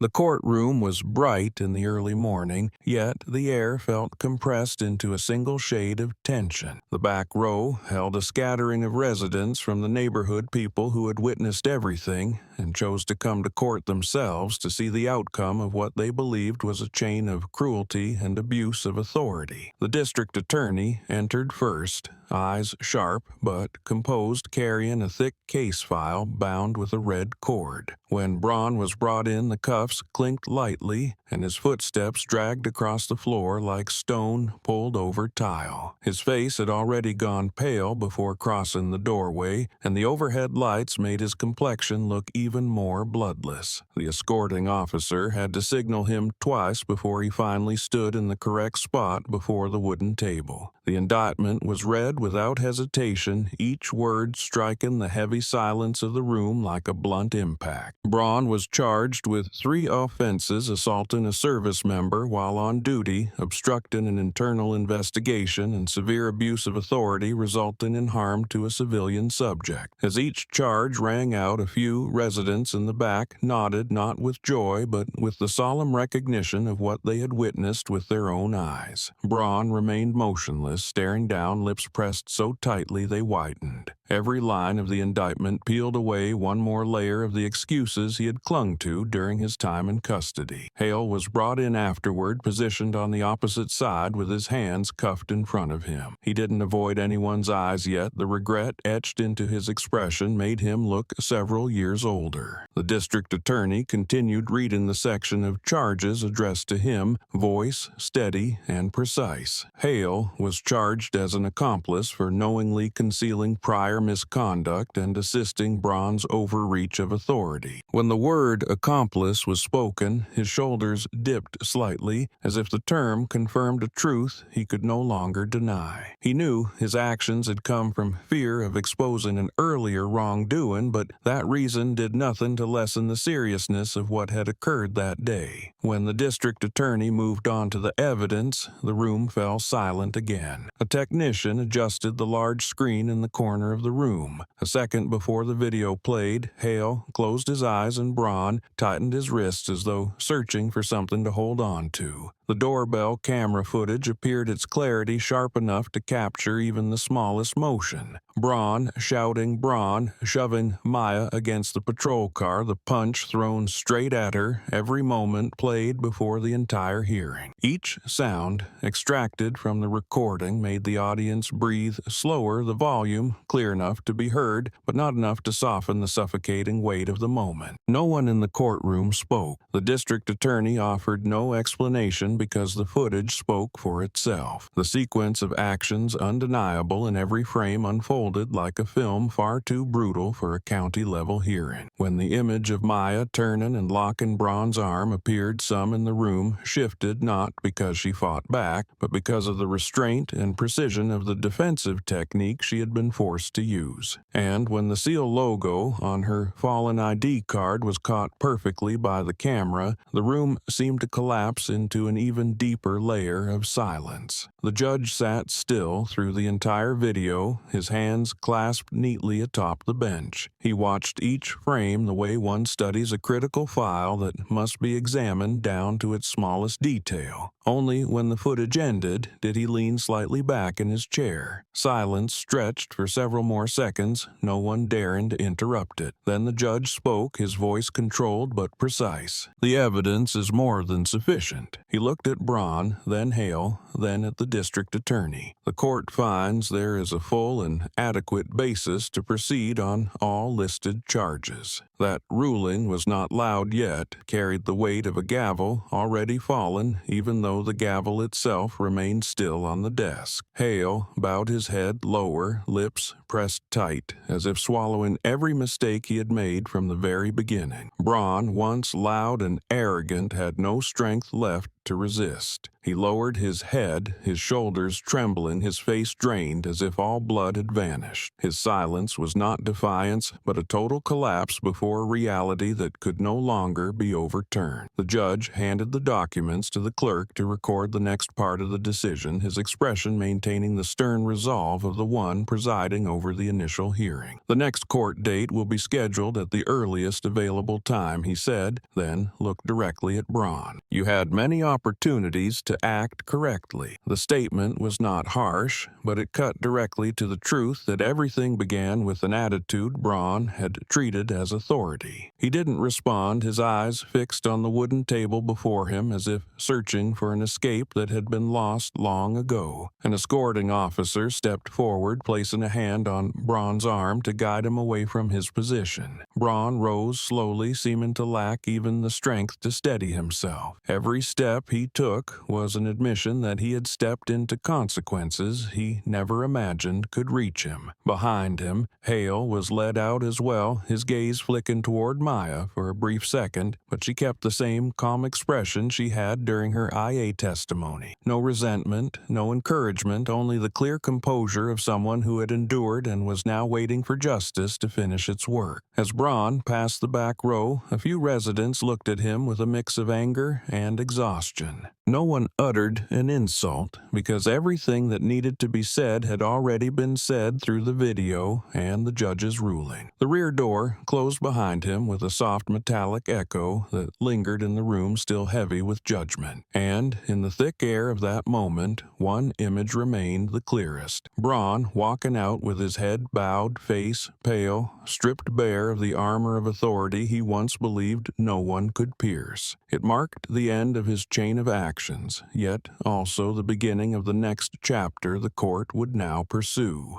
The courtroom still carried the tension of the previous hearing, but when Braun and Hale were brought back in the atmosphere, it changed completely. The chaos of sudden evidence and the heavy breaths of shocked witnesses were gone, replaced by a sense of inevitability, as if a door of truth had been thrown wide open and no one could ever close it again. Braun walked slowly, each step heavy, as though he were dragging the weight of every wrongdoing he had committed. Hale followed his eyes gaze unhidden, but tired the look of a man who knew he had chosen the wrong moment to stand with a weak and misguided authority. They stood before the bench facing the charges the district attorney read again in a voice sharp and precise. Officer Braun, you are charged with assault on an active duty service member, willful disregard of valid identification, and abuse of authority resulting in serious harm. The words struck as hammer blows into the silence of the room. Braun bowed his head, his gaze fixed on his cuffed hands. Officer Hale, you are charged with complicity, unlawful interference, and deliberate concealment of prior misconduct connected to the investigation last year. Hale swallowed hard, yet he stood upright, accepting that there was no path left for evasion. The moment Hale drew a deep breath and stepped forward half a pace, every eye shifted toward him. He looked at Maya, not seeking full forgiveness, but offering a recognition weighted with responsibility. Ma'am, he began, voice trembling but clear. I'm sorry for contributing to what happened that day. I won't justify it. I was wrong. Maya kept her composure as she always had, but her gaze deepened, not harsh, yet not soft. You should have said that before you put your hands on me, she replied, her tone steady and direct. Hale nodded, remorse carved into every line of his face like a man forcing himself to remember a mistake that must never be repeated. The district attorney rose and set the thick file on the table with a soft thud. He did not look at Braun or Hale immediately, but at the judge, signaling that the recommended sentencing statement was ready. Given the severity of this incident, he began given the undeniable evidence and given the harm inflicted on an active duty military officer. The prosecution recommends the highest penalty within the criminal range for assaulting a service member. A few residents whispered under their breath, and Braun shifted back half a step as though something had struck him in the chest. Additionally, the district attorney continued, we recommend permanent badge removal for Officer Braun and extended suspension for Officer Hale, accompanied by a probationary sentence if they fully cooperate with the federal investigation. Braun lifted his head for an instant, panic flashing through his eyes as though the hard shell he had worn for so long had finally cracked. He looked as if he wanted to speak, but the judge raised a hand lightly, signaling for silence. Hale exhaled sharply as if hearing the full extent of the recommended sentence struck him with a mixture of pain and a strange relief, the kind felt by someone who knows the truth has finally been brought into the open. The district attorney stepped aside, leaving his recommendation hanging in the air, heavy enough that several residents in the back had to steady their breathing. The judge adjusted his glasses, his gaze passing over the files. The still frame of the video displayed again the statements from Internal Affairs and Naval Command, and finally settling on the two officers before him. The court has reviewed all evidence, he said, his voice low but clear. The court has heard testimony from witnesses from the investigative unit and from the defendants. The silence that followed was not the tense quiet of argument, but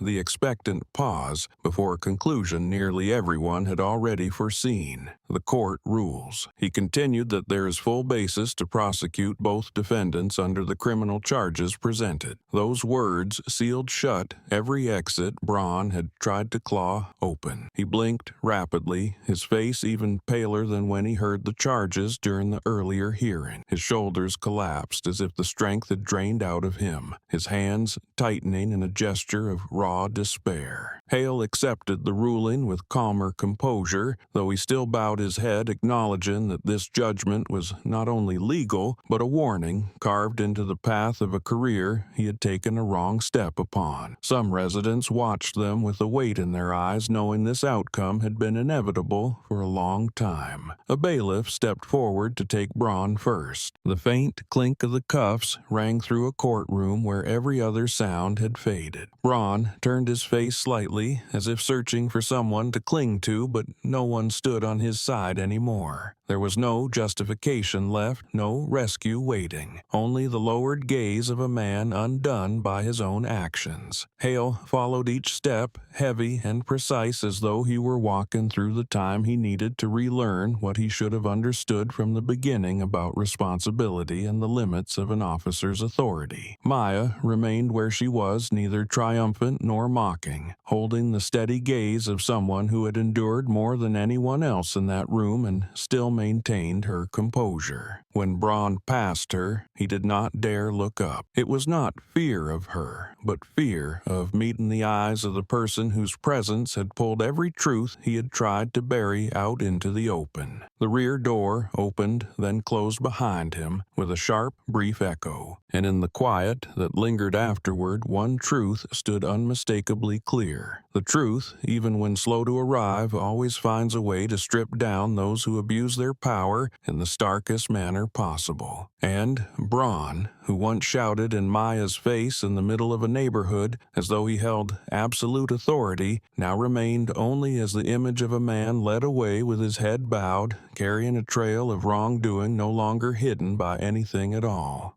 News of Braun being stripped of his badge spread faster than any official statement from the department. That afternoon, when Internal Affairs delivered the permanent dismissal order, he walked out of the administrative office looking completely unmoored. The badge, removed from his chest and sealed inside an envelope, landed like the final blow to the image he had spent years trying to build. A few officers nearby turned away, none offering a word in his defense. The silence was so deep that even the drag of his shoes along the floor sounded heavy. For many in the precinct, that moment felt like a period written in ink that could never be erased. Right after the badge removal, a full-scale audit of the entire precinct was ordered. Additional IA units arrived, teams moving through the halls, opening files, checking camera logs, interviewing staff. The tension rose as if an invisible net had been dropped over the whole building, forcing everyone to breathe more shallowly. Some officers wore stiff, worried expressions, afraid that old incidents long buried under habitual silence would be pulled back into the light. Others looked strangely relieved, seeing for the first time someone willing to cut directly into the darkness they themselves had been too powerless to confront. Office doors opened and shut, non-stop, each dry click echoing like a metronome, marking the biggest purge the precinct had faced in years. Residents from the neighborhood, after watching the video and following the hearing online, began gathering outside the precinct to thank Maya. When she stepped out of the IA wing, they shifted aside, forming a small path lined with quiet respect. Mrs. Ellison stepped forward first, her hands trembling lightly but her smile warm. "You protected me when I couldn't say anything," she said, her voice tight with emotion. Several other residents nodded, younger ones raising a crisp military-style salute, older ones holding small signs with handwritten messages of support. There were no cheers, no spectacle, only a quiet gratitude so sincere it could be felt without a single extra word. Maya received their thanks with her usual composure, her expression showing neither pride nor triumph. She paused near the group standing by the steps and spoke in a voice soft but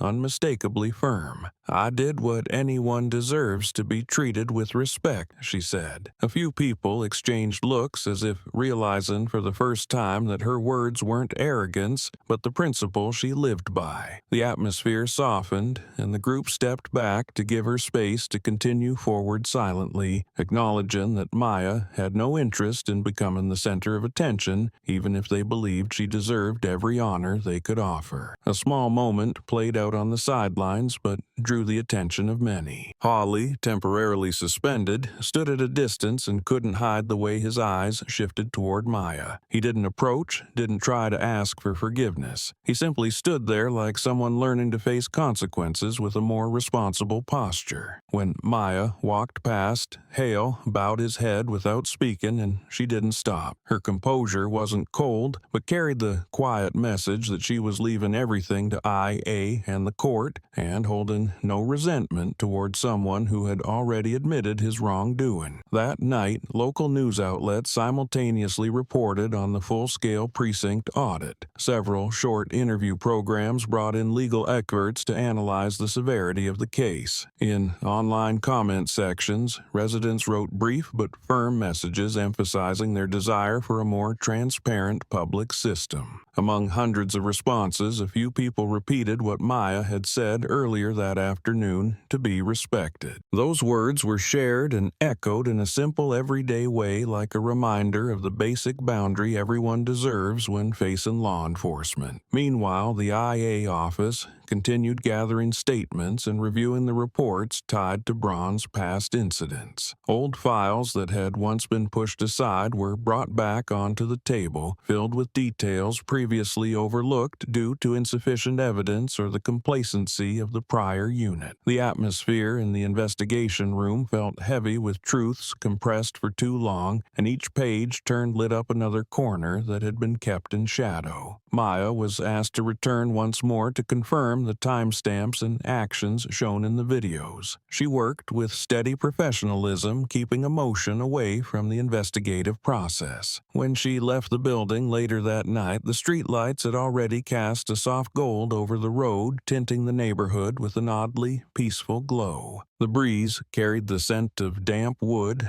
and cool night air, as if the entire block was exhaling after a long, strained day. Maya walked a few slow steps, glancing back at the building behind her, where a misunderstanding had unraveled an entire layer of decay. She felt no triumph, only the certainty that justice was moving in the right direction. She turned away and continued down the open street ahead, her steps steady and quiet as they blended into the everyday rhythm of the neighborhood. A few residents still stood in the distance, not gathered in a crowd, but enough to send a subtle message that the turbulent confrontation earlier had taught them how much clarity calm resolve can bring. The day ended with a conclusion stronger than any verdict. Truth had spread like a gust, sweeping away long-settled dust. Those who did wrong would face consequences. Those who endured with composure would be seen clearly. And Maya, who never sought praise, became a symbol of the simplest thing, something she had spoken as lightly as a breath, yet reached the core of everything that had happened: to be respected. Linda Cooper appeared at Mrs. Ellison's gate in the late afternoon just as the sun was slipping behind the line of trees, casting a soft wash of light over the street. Her footsteps were slow and slightly shaky, like someone who had rehearsed the words 100 times but still hadn't gathered the courage to say them. When she saw Maya standing on the front steps, Linda stopped short, her hands tightening together. The guilt on her face showed in every uneven breath, making the quiet around them feel even heavier. With a hesitance that seemed almost too fragile to form words, she spoke, her gaze drifting for a beat before finding Maya's again. "Ms. Grant," Linda said, her voice rough with tension, "I want to apologize." The words came out as someone had finally pulled the stopper on days' worth of bottled-up emotion. She explained how she had misread the situation from her window, how her nearsighted eyes and a vague, irrational fear had made her exaggerate what she thought she saw. Shame settled over her, making her bow her head, shoulders curling inward like someone bracing under the weight of their own mistake. Maya listened without interruption, her expression calm rather than accusatory, which only made Linda more aware of how her error had contributed to something larger than she'd ever intended. A breeze drifted by, stretching the silence a few seconds longer. Maya offered a small, gentle smile, not forgiven out of pity, but steady like the surface of a lake after the ripples fade. "Everyone misreads things sometimes," she said. "Just don't let assumptions steer you." The words lifted Linda's gaze, her eyes glistening. Maya's composure didn't create distance. It felt like a bridge placed quietly between them. Linda exhaled, relieved, promising she would remember the lesson and tell the others in the neighborhood to look more clearly before deciding what they believed. Maya nodded with another faint smile, showing the matter was already at rest. A moment later, Mrs. Ellison appeared at the doorway, steadying herself with a hand on the wooden frame. She looked at both of them before walking forward, her old scarf swaying lightly with each step. When she reached Maya, she took her hand, her grip trembling but warm. "Thank you for not running that day," she said. Her voice carried deep gratitude and a hint of anger at herself for the whole ordeal, beginning with her drop bag. Her face brightened when she looked at Maya the way someone looks at family who pulled them from danger they never saw coming. The sincerity of her words brought tears to Linda's eyes, as well as she realized how far the impact of that day had reached. Maya gave Mrs. Ellison's hand a gentle squeeze in return. In that moment, the street around them seemed to soften. A breeze stirred, shaking loose a few golden leaves from the maple at the end of the block, scattering them across the sidewalk in a quiet sweep of color. The muffled conversations of nearby families drifted through the air, giving the space a sense of restoration, like a house reopening its windows to sunlight after a long storm. The tension that had hung over the neighborhood arguments, investigations, anger, slipped away, replaced by the familiar peace the block once knew. The sky dimmed toward dusk, but it carried no heaviness. Residents living nearby, seeing Linda standing with Maya, stepped out of their gates, some approaching with gentle greetings, as if wanting to confirm that everything had truly settled. A family brought a small basket of pastries and set it on the doorstep as thanks to Maya, saying they had watched every video and could clearly see how her calmness had saved the neighborhood from an even worse outcome. Someone even apologized for standing too far away that day, too afraid to step in. Maya shook her head, saying everyone had done what they needed to do, like recording and calling for help, and that was enough. No one spoke loudly, but the warmth among them created a closeness the street didn't always have. Linda stood beside Maya for a long moment before timidly asking if Maya was very angry with her. Maya answered softly, "If I were angry, I wouldn't be standing here talking." Linda smiled a small but sincere smile. She added that after all this, she wanted to attend the community's bias awareness workshop so she could stop seeing everything through a lens of fear. Maya nodded, genuinely pleased to hear it, because she had always believed the most important part of a mistake was choosing how to move forward instead of circling the point where things broke. Evening deepened, the porch lights clicked on, casting warm gold across the faces of the three women. Mrs. Ellison invited them inside for tea, but Maya said she needed to return to her apartment to prepare her supplemental report for IA. Linda said goodbye, her expression much lighter than when she arrived. As she walked away, Maya noticed her steps were slow but steady, like someone who had finally lifted a weight off her back. Mrs. Ellison squeezed Maya's hand once more, her eyes carrying the kind of trust older years place in someone young who has proven reliable. As the two turned back toward the house, the neighborhood glowed with a very human kind of light. No one whispered gossip anymore. No suspicious glances came from behind windows. Everything felt washed clean, the way people describe it when truth comes out and kindness is recognized. Maya drew a long breath, her spirit lighter than it had been that morning. The shockwaves of the incident had passed, leaving behind a simple but profound stillness. The quiet street had regained its natural rhythm, and Linda's sincere apology seemed to place the final rounded period on a tense chapter. That night ended with Maya walking toward her apartment, warm lights shining ahead. Each step felt steadier, no longer weighed down by anything from the community around her. Sometimes justice doesn't only come from a courtroom or from IA, but from the small moments when people face each other honestly. And in the gentle light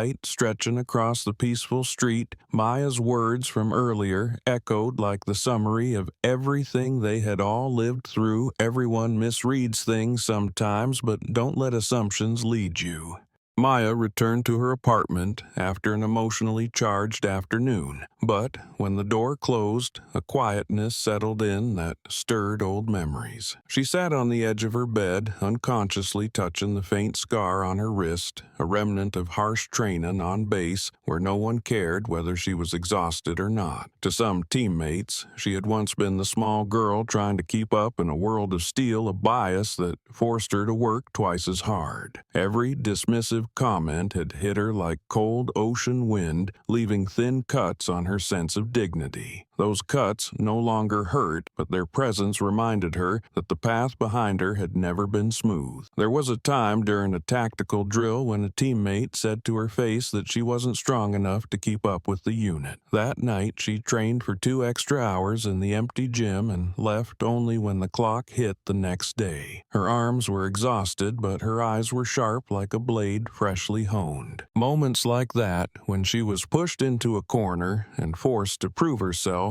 formed the foundation that let her stand firm in every situation afterward. Not because she wanted to prove anything to anyone, but because she had learned that no one would speak up for her. Her resolve had been forged with steel-hard silence and a will that refused to bend under pressure. Those memories threaded through Maya's thoughts as she looked into the mirror. The reflection was of a woman who had endured many storms, from training grounds to battlefields, from prejudice to violence. She knew yesterday wouldn't be the last time she faced bias, but the way she stood steady in front of Bronze Punch and his shouting wasn't just instinct from being a service member. It came from the long journey of being forced to endure and remain in control. Every scar on her body told a story, and together they formed a guiding light for every decision she made. The next morning, Maya went to the community center where the neighborhood was holding a meeting for people who had experienced police violence. She hadn't planned on sharing her story, but when she was invited to sit at the table, she realized she was in the right place. Many faces looked at her with a strange sense of trust, as if they knew she carried something strong that they lacked. The facilitator invited her to share a few thoughts, and Maya responded simply, "I'm not a victim. I'm someone who stood up at the right moment." The room fell silent for a beat, then eyes around her lit up as if fueled by her resolve. Maya volunteered to join a newly formed support group, collected statements, and revisited overlooked cases. When she signed the volunteer form, the center staff member looked briefly surprised at her run, but didn't ask questions, only said they needed someone like her there. She knew she was stepping into another responsibility, no longer confined to military duty, but tied to the civilian community living under layers of unseen pressure. It was a responsibility starting from her own story and spreading outward like ripples across a still lake. During the group's first meeting, Maya listened as several people shared experiences of being mistreated by officers. One was a student detained for Noriasono N, and another was a driver yelled at while taking his elderly mother somewhere. As they spoke, Maya didn't interrupt, only listened and asked a few questions to help them understand how to document incidents accurately. A young woman lowered her head to hide her trembling hand, saying she hadn't been able to stand upright in front of the police since her encounter. Maya leaned forward, set her hand on the table, and said in a steady, low voice, "The truth becomes stronger when we dare to speak it." The words seemed to steady the whole room, pulling half the tension away. The deeper she became involved, the more Maya felt that her responsibility didn't end with protecting herself. The memories of being underestimated had taught her that the silence of those who are hurt is the darkest place for abuse to grow. She chose to use her resolve as a foundation others could lean on rather than let those experiences become a weight around her ankles. She realized each action she took could clear a path for someone after her, just as her old instructor once said, "The strongest person is the one who knows how to pull someone else back to their feet." When the meeting ended, Maya walked into the long hallway, the afternoon sun coming through the glass panels, making it feel warmer. She stopped at the community bulletin board where a poster for basic legal aid volunteers was pinned. She smiled, knowing she would return to help, because this place needed someone who understood what it meant to face authority with composure. The scars on her hands were no longer painful memories, but proof she had endured and was still here to protect what was right. On her way home, Maya looked over the familiar neighborhood, the same place that had once been thrown into chaos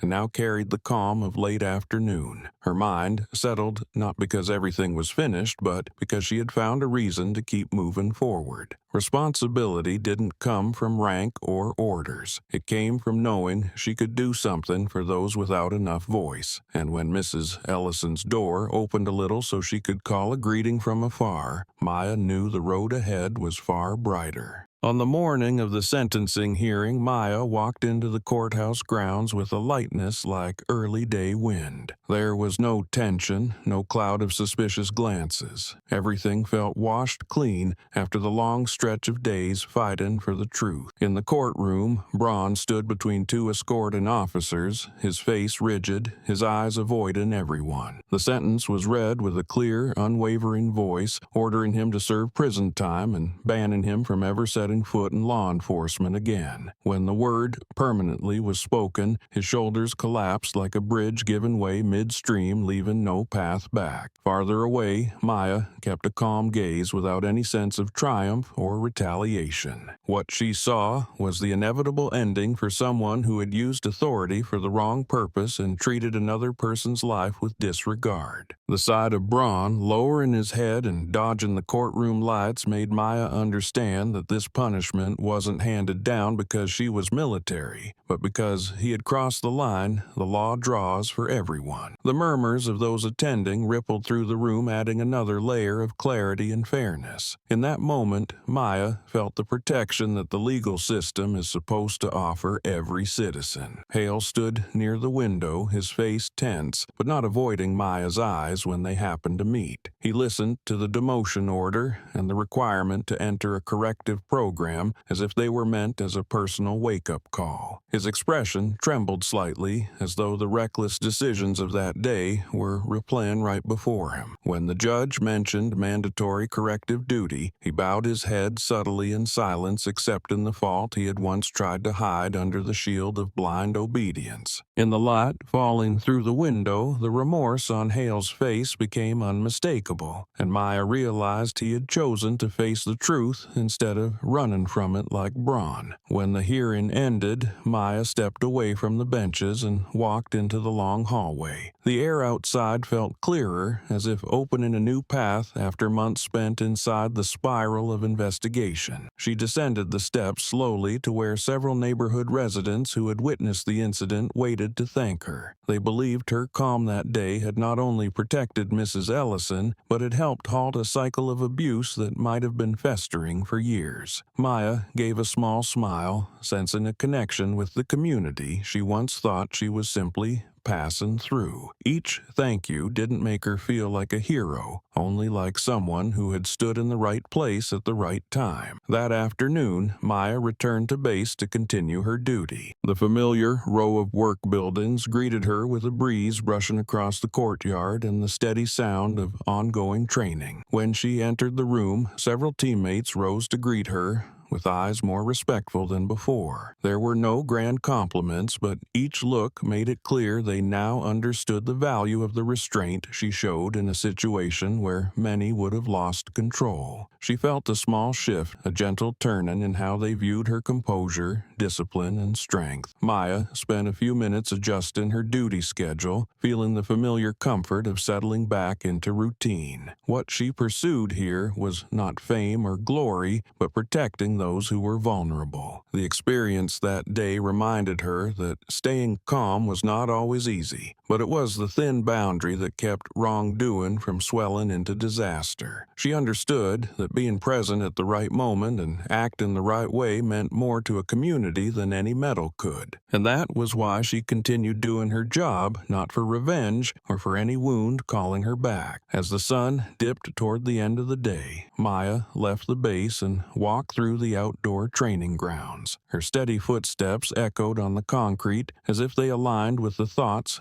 moving quietly inside her. The turmoil had ended, but but the lessons had not. She realized that people showed their true nature only in the heart of a storm, and what kept her steady was persistence, resolve, and respect for every life involved. The evening sky softened as though reminding her that every storm eventually fades, and only the way one faces it remains. Before heading home, Maya paused at the edge of the yard watching the new recruits train. She recalled a line she had heard during the hearing that justice arrives when someone is willing to stay steady in the midst of chaos. She understood that more deeply than anyone. Calm was not weak silence, but a deliberate choice when everything around was being pulled into disorder. Watching the young faces striving to perfect each movement, Maya felt certain they would learn that in their own way. On her way back, she reread the message Mrs. Ellison had sent that morning, a simple line, "You make me proud." Maya smiled softly, closed her phone, and quickened her pace. Night settled in, but the path ahead of her was clear, as if every step was guided by the responsibility she had chosen. And when the wind passed through the roadside trees, Maya felt the final lesson of that day ring inside her. Simple but sharp justice does not arrive on its own. It comes only when someone strong enough holds their balance in the storm. In the end, when all hearings closed and the sentences were made final, the story of Maya Braun and Hale became a long streak of light within the community, a marker that made anyone passing by slow down to reflect. From the first moment in the neighborhood where the evening sky cast a red glow over tightening arguments to the day Maya stepped out of the courthouse under soft light, every event intertwined like a chain of trials meant for those willing to stand upright under pressure. What people remembered was not the fall of the one who abused authority, but the way a woman held her calm even when every gaze turned toward her with bias and doubt. That was what carried the story beyond the bounds of a single incident, becoming a lesson that touched the hearts of anyone who had ever felt misjudged or cornered by those holding power. Maya did not prevail through physical strength, though she had more than enough training to respond with the instinct of a service member who had endured harsh missions. What brought her vindication and helped the entire community see the truth was her ability to keep her mind steady in the middle of chaos. When Braun shouted in her face with contempt and baseless accusations, when Hale stepped in with the tension of a man trying to hide old fractures, Maya never lost her clarity. She stood there under pressure from both sides, between the fear of the residents and the anger of hot-headed men, keeping the flame of justice from being smothered by prejudice. That calm became the anchor that allowed those around her to speak up, from trembling Mrs. Ellison to Mr. Rodriguez with his Ring camera. Once the truth was lit from multiple angles, the picture of an abuser of authority had no shadows left to hide in. Looking back on the entire story, people realize that justice never arrives in a single flash, but through the persistence of those willing to stand firm in moments when many would choose silence. Braun fell because of his own disregard for others. Hale awakened when forced to stand at the line between wrong and right, and Maya came to see her own character clearly, not because of praise, but because those who once doubted her returned to apologize. Linda Cooper's words and Mrs. Ellison's grateful handclasp closed the story with the gentleness of healing, something that appears only when truth has been restored to its proper place. From that, a message emerged like an underground stream running through every event. In any community, there will always be moments when power is misused and someone becomes the target of quick judgment. But there will also be people like Maya willing to stay calm at the moment most likely to shatter them, reminding everyone that dignity is not decided by the eyes of others, but by the way we face our storms. The lesson does not lie in striking back or returning force, but in the wise choice to stand up for what is right. When a calm action is placed at the right moment, it holds the power to change the fate of an entire community and guide them toward the truth. The story ends with the image of Maya leaving the neighborhood, but its echo lingers long in the minds of those who witnessed it. They remember her steady stance between two abusers of authority, remember her calm voice emphasizing that respect is is something everyone deserves. And remember her eyes when she entered the hearing room with the intention not to confront, but to face. It is an attitude anyone in any circumstance can learn from. And so Maya's story does not merely close a case, it opens a quiet but powerful reminder that the truest strength of a person lies in the ability to hold themselves steady when the world around them tries to pull them into chaos. Justice will arrive, but it needs people calm enough to lead the way for it.